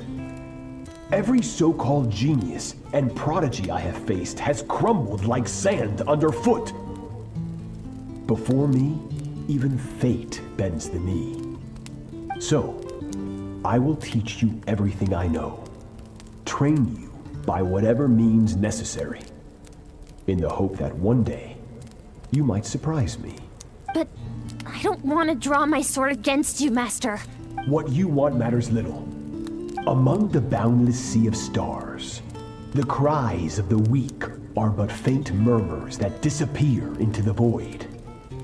You of all people know that well. Yes, Master. From that day forward, all she knew was grueling training, emptiness, and fatigue. After some time, her talent bloomed, and she gained control over her emotions, like her master. How should I put it? It was not that human emotion disappeared from her heart, but that reason came to dictate all she was allowed to feel. I suppose it was at this point that she became the Skirk you know today.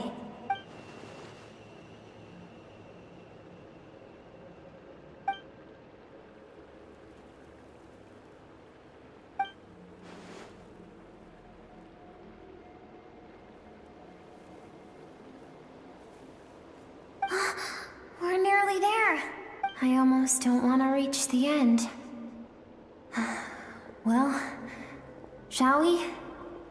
This is the final stretch.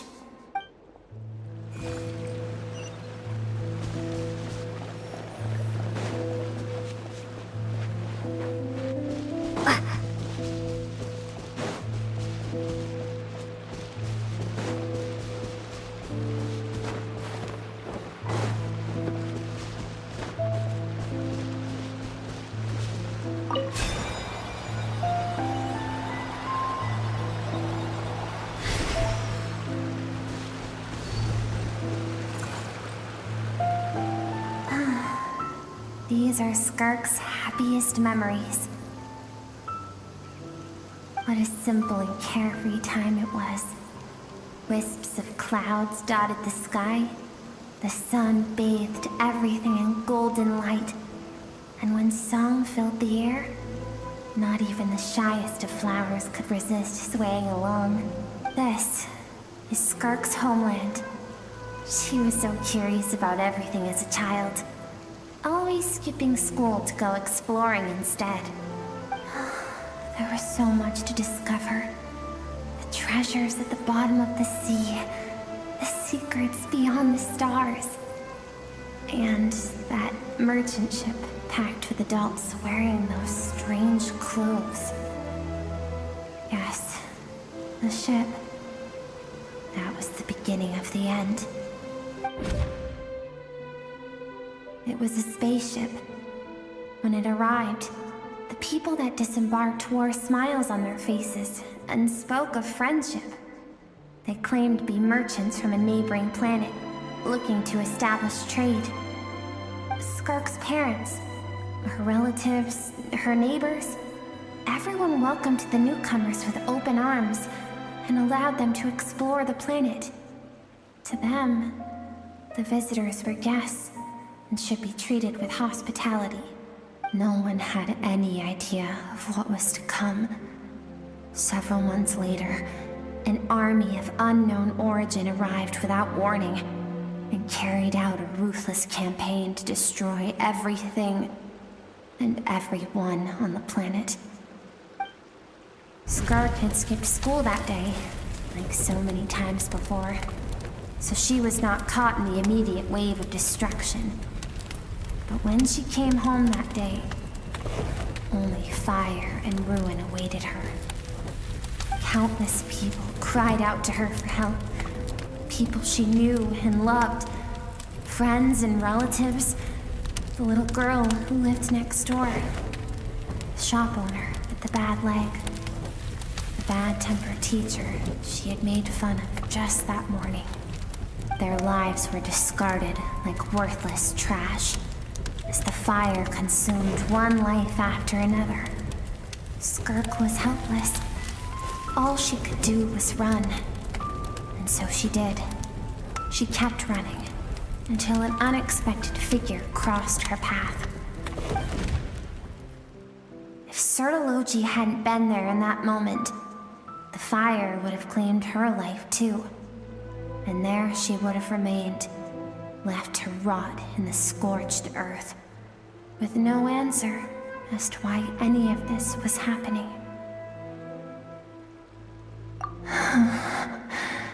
Because she and her people were seen as a threat. As the initial merchant ship explored the planet, they discovered that it hadn't always had the condition to support life.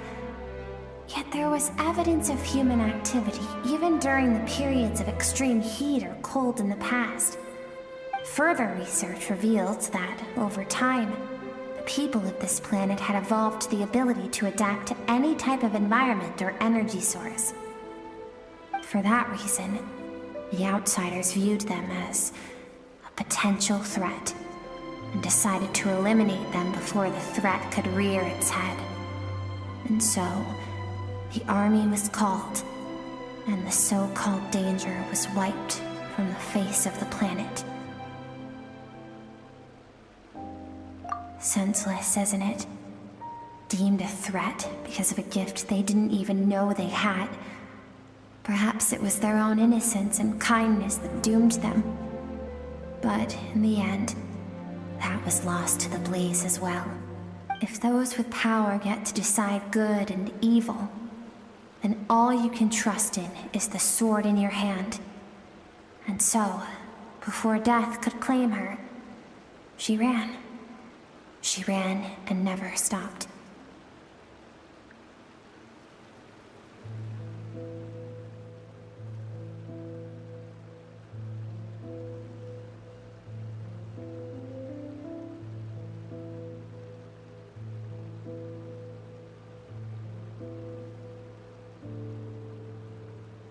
No one wants to relive their most painful moments. Well, that brings us to the end of the story. This is as far as we can go. Skirk is waiting over there. For both of us. Let's go to her. It's time to fulfill my purpose. And my greatest wish over all these years.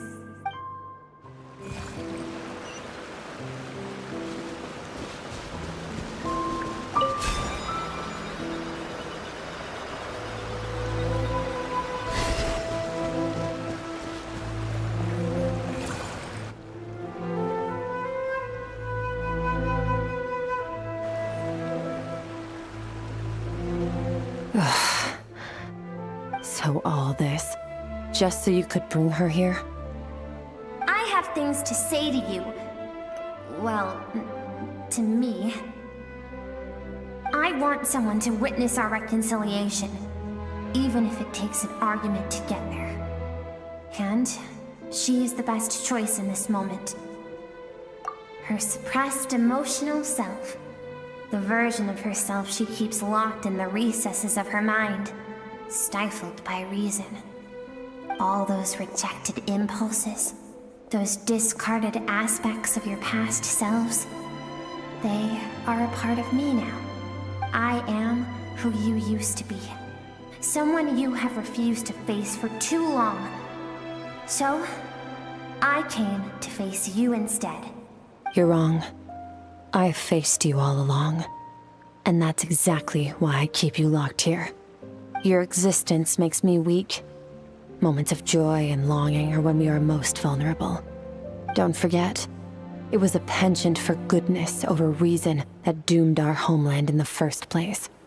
The vastness of the universe renders everything insignificant. Our feelings most of all. Even so, learning from the mistakes of the past doesn't have to mean erasing everything. Strip yourself of your so-called weaknesses, emotions like kindness and empathy, and what makes you any different from the ruthless soldiers who slaughtered our people? The difference is that I'm doing what is right, what is necessary. I allow you to exist, but with limited freedom. That is the greatest kindness I can offer. I have shouldered everything you couldn't carry. I rose above the numbness and emptiness, and it was cold, unfeeling reason that brought me this far. It made me who I am. It made me strong. That is the problem. I want to shoulder those things together. On the grand scale of the entire universe, maybe our feelings are vanishingly small, but why should that mean they don't matter? Emotion gives warmth to the cold expanse of space. It gives meaning to the world around us. Think back to those nights of gazing at the stars, those afternoons of exploring the unknown. Think back and let them grant you peace. A brief respite from the pressure you put on yourself. That isn't what we need. It's exactly what we need. Aren't you curious about why recovering your strength has taken longer than normal this time? Finally, you get to the important part. That is the only answer I came here to find. Then look around. Look at your inner world. You cast aside your dreams and curiosity, and in doing so, you lost your original motivation. You severed all connection to who you used to be, so you can no longer draw strength from your past. Now, the only things driving you forward are fear and survivor's guilt. But these cannot take you far enough. And so, this river, the source of your strength, grows more polluted by the day. And you think that means I should seek help from a weak little thing like you? Your emotional self isn't weak. The fact that she transcended time and broke free from her constraints to come and face you, that proves it. Thank you for saying that. I knew bringing you here would be the right choice. To be honest, I'm not here to argue with you. This isn't about who's right or wrong. And in fact, I agree that in order to make it through the wake of that tragedy, we had to distance ourselves from the pain through reason over emotion. But what is right at one point in time isn't always right forever. I know you will never forget that fire. I know the fact that you were the sole survivor fills you with guilt. And I know that among the voices that haunt you, mine is there too. Because deep down, you know that you didn't turn out to be the person you wanted to be. All those unfulfilled hopes are like knives to the heart. And I don't want you to hurt anymore. So even if you can't accept me, I hope, at least, that you can let go. I keep thinking, maybe it would be better if I had died. I wouldn't be haunted by that fire all the time. I wouldn't have to go on like this.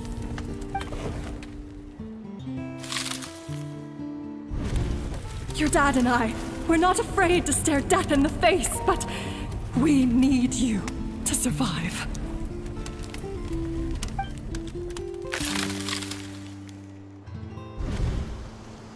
I'm sick of being a kid.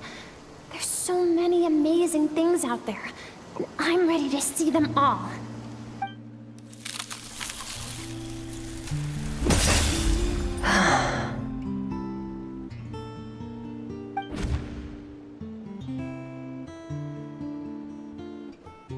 I remember. There was a song Mom and Dad always sang when we went out to fetch water. Dancing water. The sand along your path is begging for your song and movement. Will you carry this burden with you on your journey?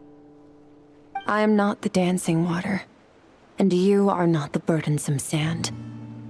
But if this is your wish, then I will carry you with me until the end.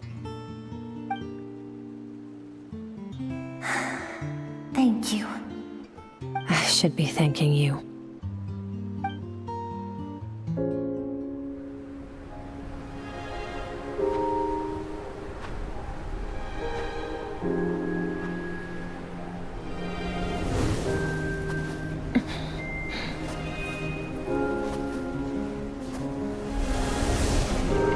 Run, Skirk, run!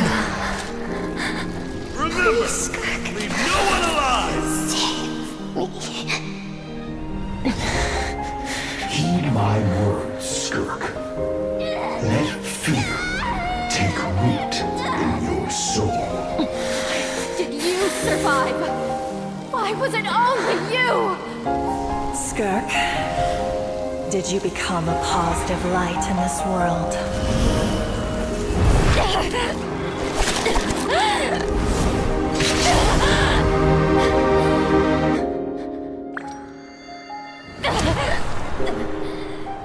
Hey, this doesn't have to be the end.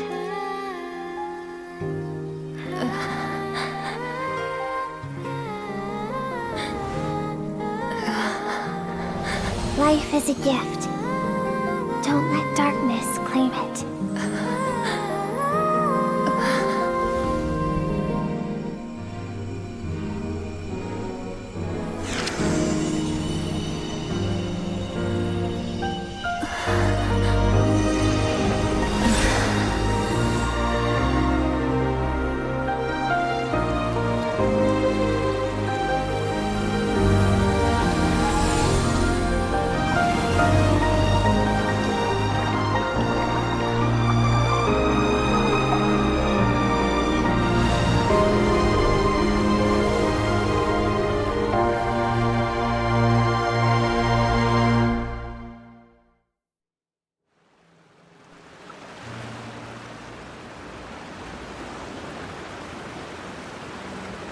So, you saw my memories then.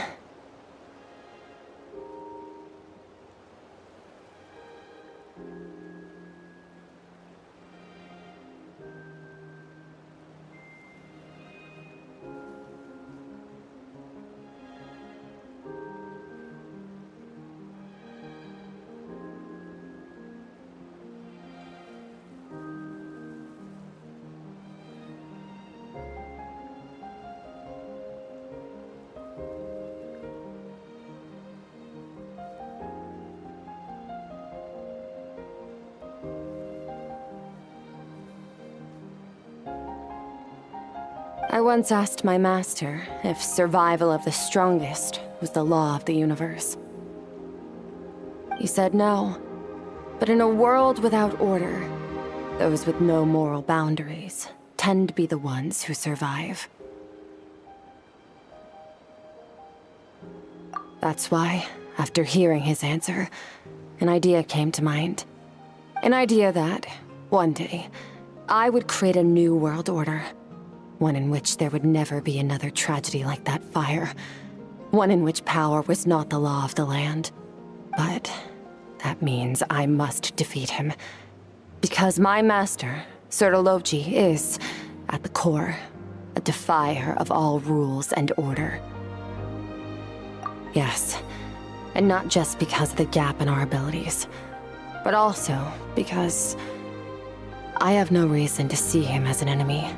Although his decision to train me was not made out of kindness, he did everything a master should. He saved my life, taught me the sword and the principles of strength. And for that, I respect him. I know, and it's not something I want. But Master never goes back on his word. I have to treat everything he says as a promise. He's no longer into that, but he sends me messages through the Abyss every now and then. Most of them are simple greetings, or an answer to one of my questions. Every time I hear from him, my heart skips a beat. And I wonder if this is the moment where he'll finally appear before me and tear down everything I've built to pieces.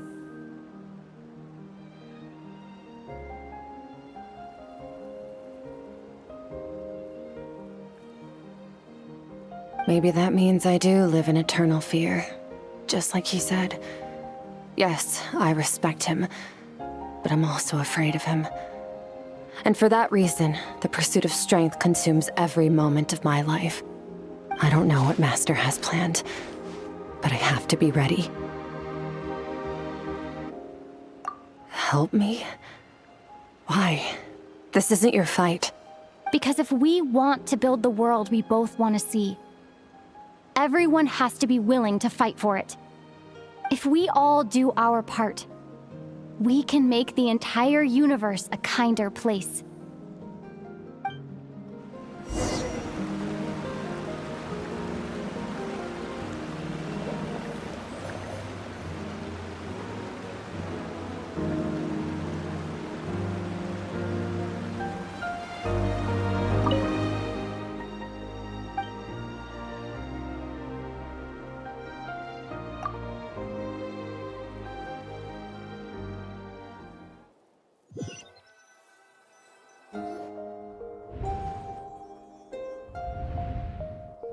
Oh, you're finally awake! Honestly, Paimon was gone for like 2 seconds and then she comes back and finds you both unconscious? Oh, you scared Paimon half to death! You're both okay, right? What does it look like?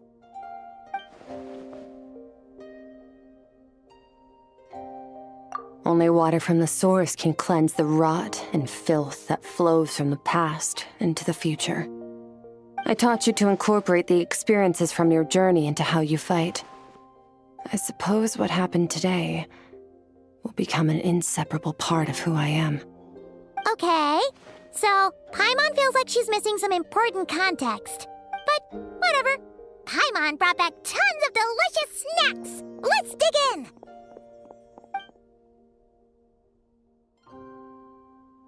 All right, it's about time we finished what we started. We're gonna deal with this thief for good, right? This time, I'm not going to tell you to hold back. But having digested even more power in the meantime, he's going to be tougher than before. The good news is, we have no reason to pull our punches this time. So, let's go. Same place as last time.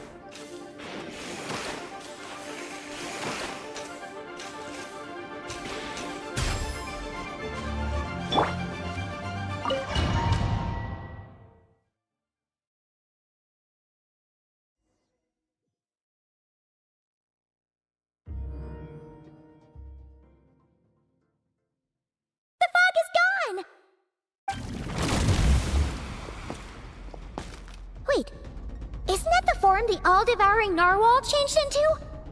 How come he knows that, too? Really? So, you're telling Paimon that giant whale and this guy can both turn into the fowl? How does that work? It's a subconscious instinct. Any intelligent being who longs for his level of strength is bound to mimic his appearance.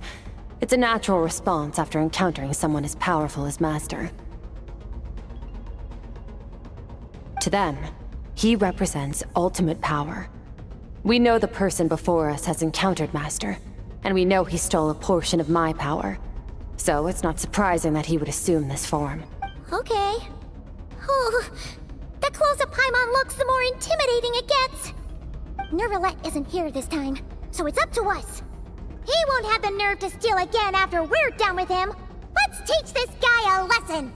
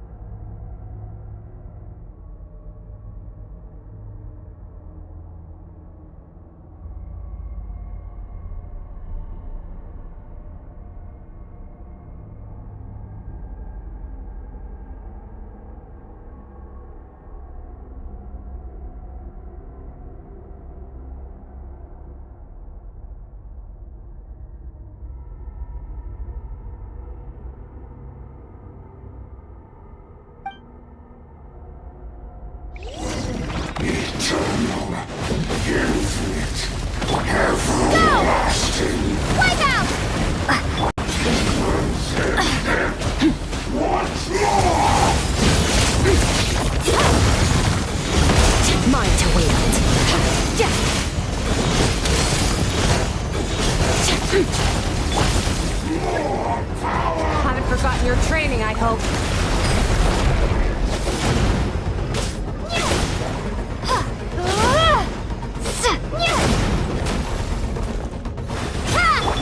Extinguished!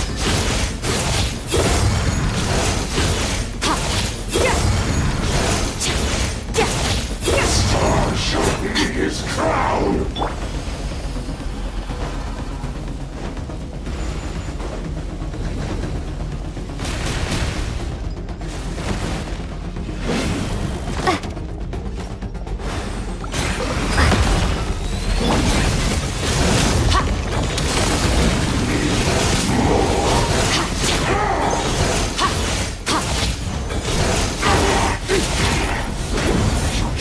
Beyond this world.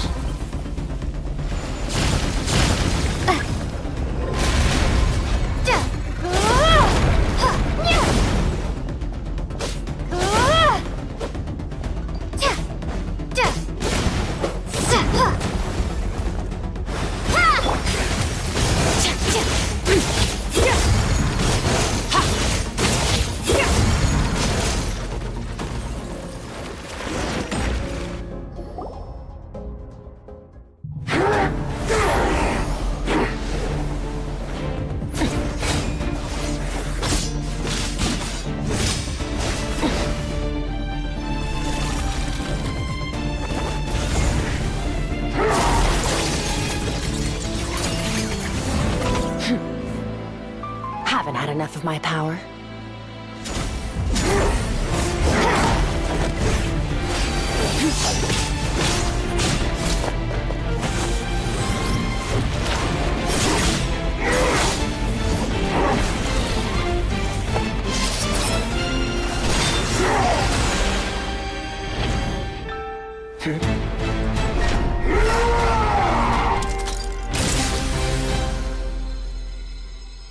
Well then, let's see how much more of this power you can handle.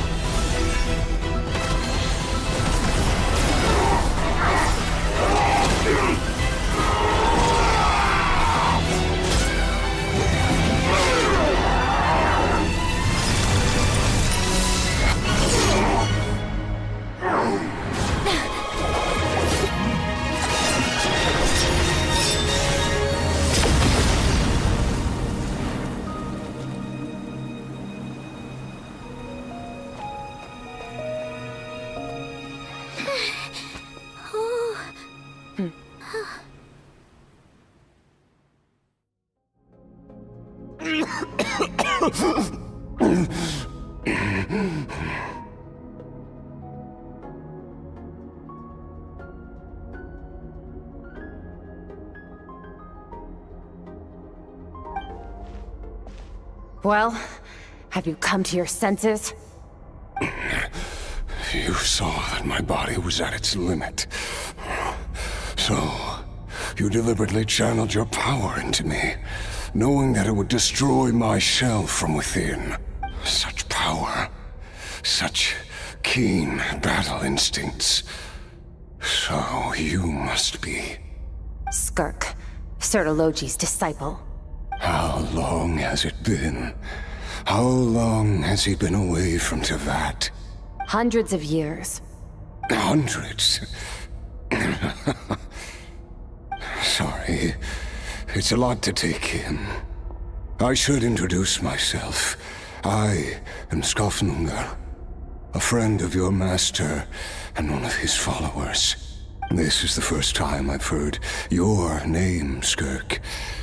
But hundreds of years ago, I knew you existed. And I knew you would come here. Hundreds of years ago? Sounds like you and Master have quite the history. Care to tell us about it? Of course. Might as well take advantage of a clear head while I can. The story starts a long, long time ago. I was born into a noble family in Conria.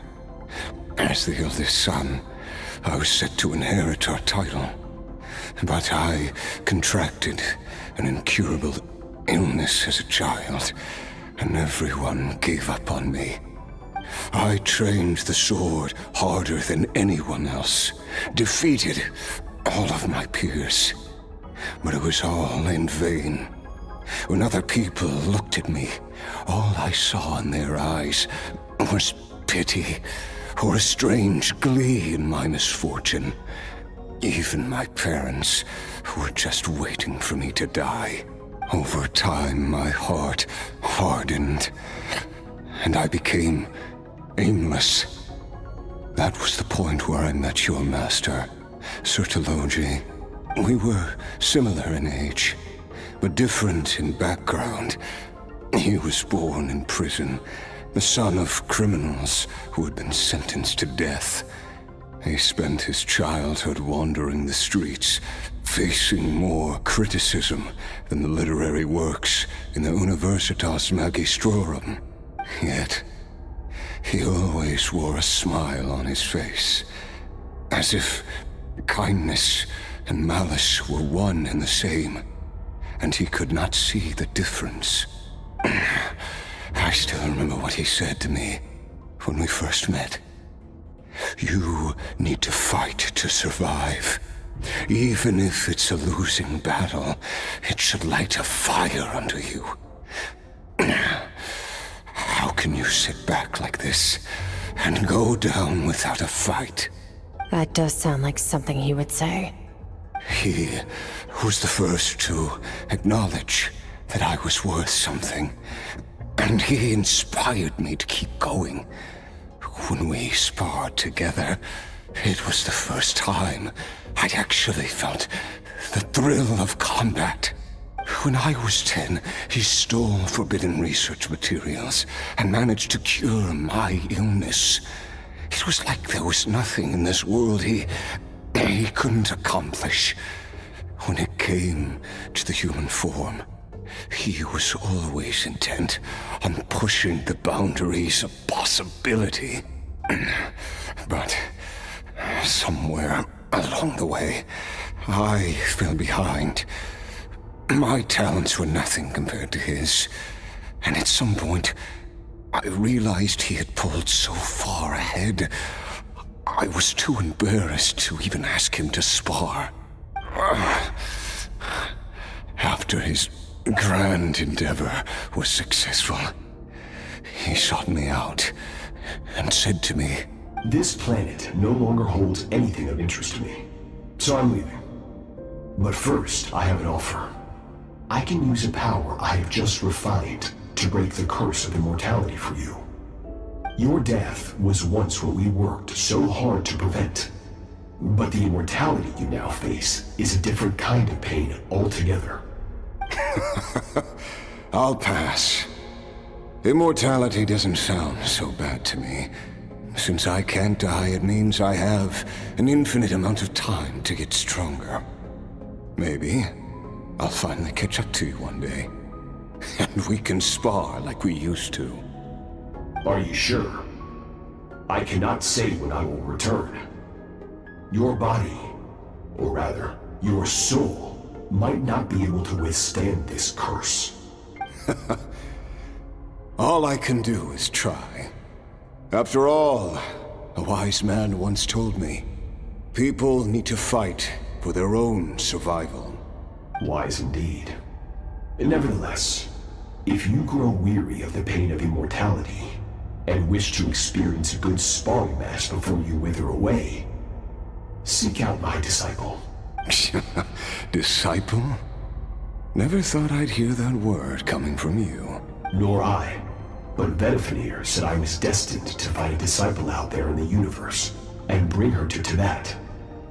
You know as well as I, Vedifenir's prophecies are never wrong. Well, now I'm curious about who this disciple of yours will be. All Vedifenir said was that one day, the stars shall bow in her honor. Sounds pretty impressive. Of course. Only the most outstanding people would have the right to become my disciple. Still self-assured as ever, I see. But you're not wrong. I'll be leaving then. Oh, and if you are serious about getting stronger, I left you a little gift in the Primordial Sea. As I've said before, walk whatever path you want. Freedom means even the wicked get to make their own choices. Waiting for me in the Primordial Sea was the all-devouring narwhal, already beaten into submission by Sertologi. In its weakened state, I was able to cut off part of its flesh and sew it into my own heart. Your heart? That sounds like torture! How did you even survive that? Because, of course, I bear the curse of immortality. So, you used the curse to turn yourself into a vessel for power. Even with that whale's ability, devouring power like that is not something the human body can withstand. With your body and soul constantly at the breaking point, it was the curse of immortality that sustained you. But that is not the path to strength. You have to pour your heart into it, work for it, dream of it. Instead, you stole something that didn't belong to you, and it backfired. You're right. I should have known better, but I had already pushed myself to my limits, and he was still miles ahead of me. So I had to take a leap of faith. I miss your master. I miss the days when we were all together, troublemakers without a home. I don't regret the choice I made. But if you'll allow it, I do want to apologize. To both of you. After the beating we just gave you, I think we can call it even. You're an interesting one as well. Sertologi's disciple. That's a lot to live up to. It can't have been an easy experience. I know what he's like. He rules with an iron fist, using despair and fear to force you to catch up to him. All the while, standing ever out of reach. We're like mountain climbers in the dark, never knowing how much higher we have to climb, or when we will see the sun again. True. But I made up my mind long ago. No matter how dark it gets, I will not give in to despair. I will overcome it. Besides, after hearing your story, I suspect what Master really wants is not a battle that demands his full strength, but rather a defeat without regrets. Oh? Since you're his friend, you must have some things in common. The first time we came here, when you stabbed me through the fog and stole my power, I felt no emotion coming from that spike. But when you had to devote all your strength fighting me just now, I could feel joy and passion emanating from your blade. It was the joy of a researcher discovering the truth of the world, the joy of an artist uncovering a temple of wonders. Interesting. I'm certain I didn't express those emotions outright. Yet you were able to read them from my blade, like a glimpse into my inner world. You're right. That battle brought me an unbridled sense of joy, and my defeat brings me no regret whatsoever. Exactly. I think Master also craves a battle like that. One where his opponent forces him to use all his strength, unlock the extent of his potential, and transcend his own limits. A battle to end all battles. After which, all can come to an end, including, perhaps, his life. For that very reason, good and evil are meaningless to him. He has one purpose, one goal: to complete himself. It's one of the secrets to his strength. Perhaps you're right. Perhaps that is his goal. What a battle that would be. Oh, to witness such a... Are you okay? Too many different kinds of power are surging through my body. The curse of immortality allows it all to coexist, but it does not remove the pain.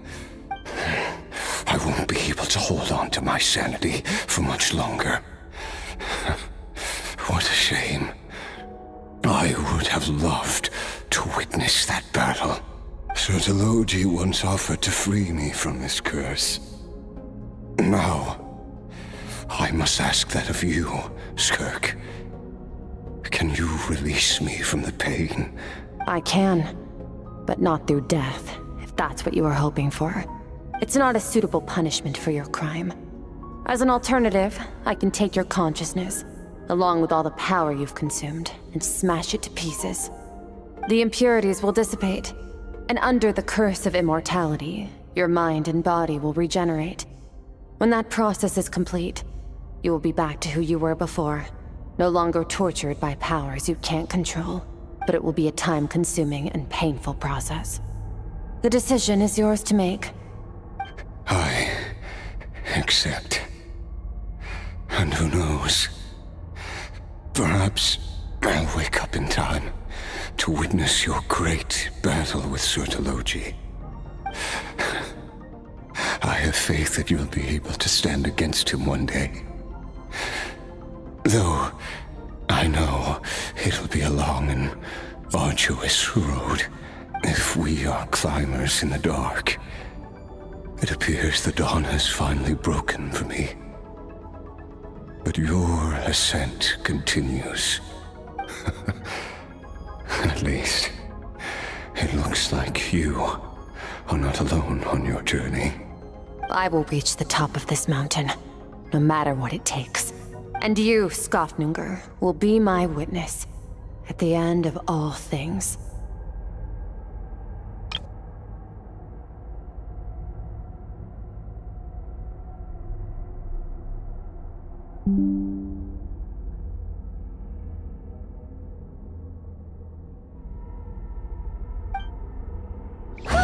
That's finally over.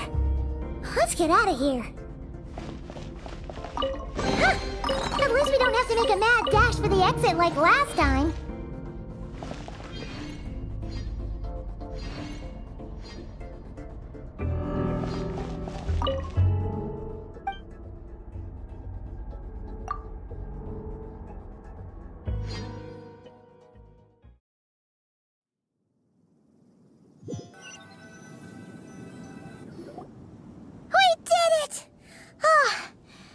Been a few days, but it feels like forever. Once again, we've proved there's nothing we can't overcome. We're just that awesome. Wow, you sound even more confident than usual. Guess you really have become stronger. Today sure went by fast. It's night already. Oh wait, that reminds Paimon. The stars you mentioned, the ones that died out, are they back now? Yes. The power Skofnungur stole has been returned. So, the stars have regained their light. Great! Huh, it's crazy that you even noticed their light was gone. There are so many stars in the sky. If a few disappeared, Paimon definitely wouldn't be able to tell. I suppose it's because I have gazed upon this sky for centuries.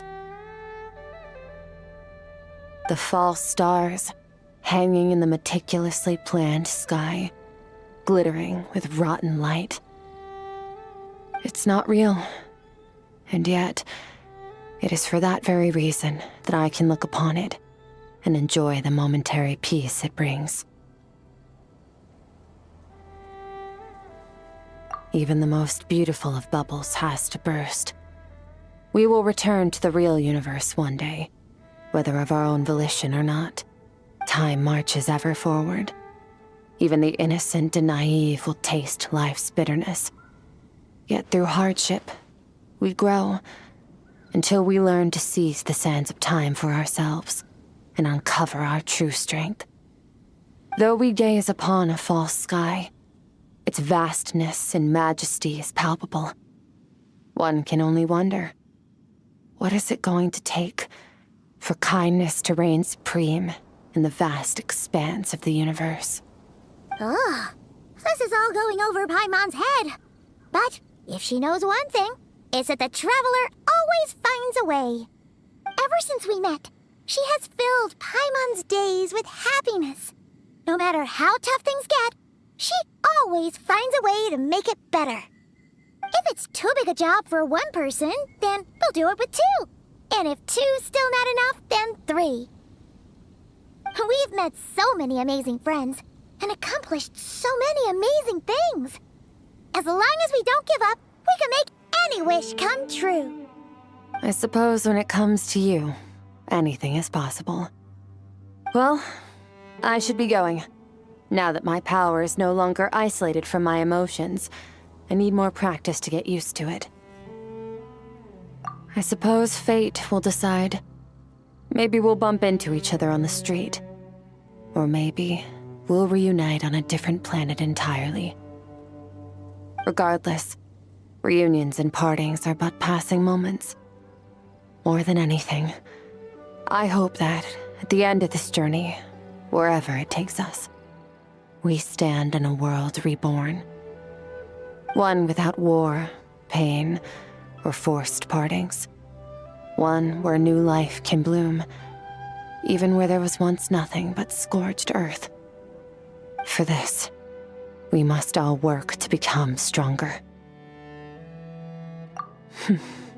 If that's what you want to call me, I won't object. Goodbye. Bye!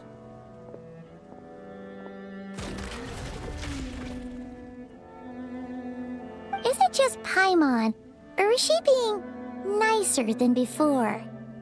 We definitely count as friends after all that, don't you think? Hey, what do you think about camping here tonight? There's nothing quite like sleeping under the stars. Come tomorrow, we can continue our journey. Oh, and since Paimon treated you to that super nice meal at Wanmin Restaurant, it's about time you returned the favor.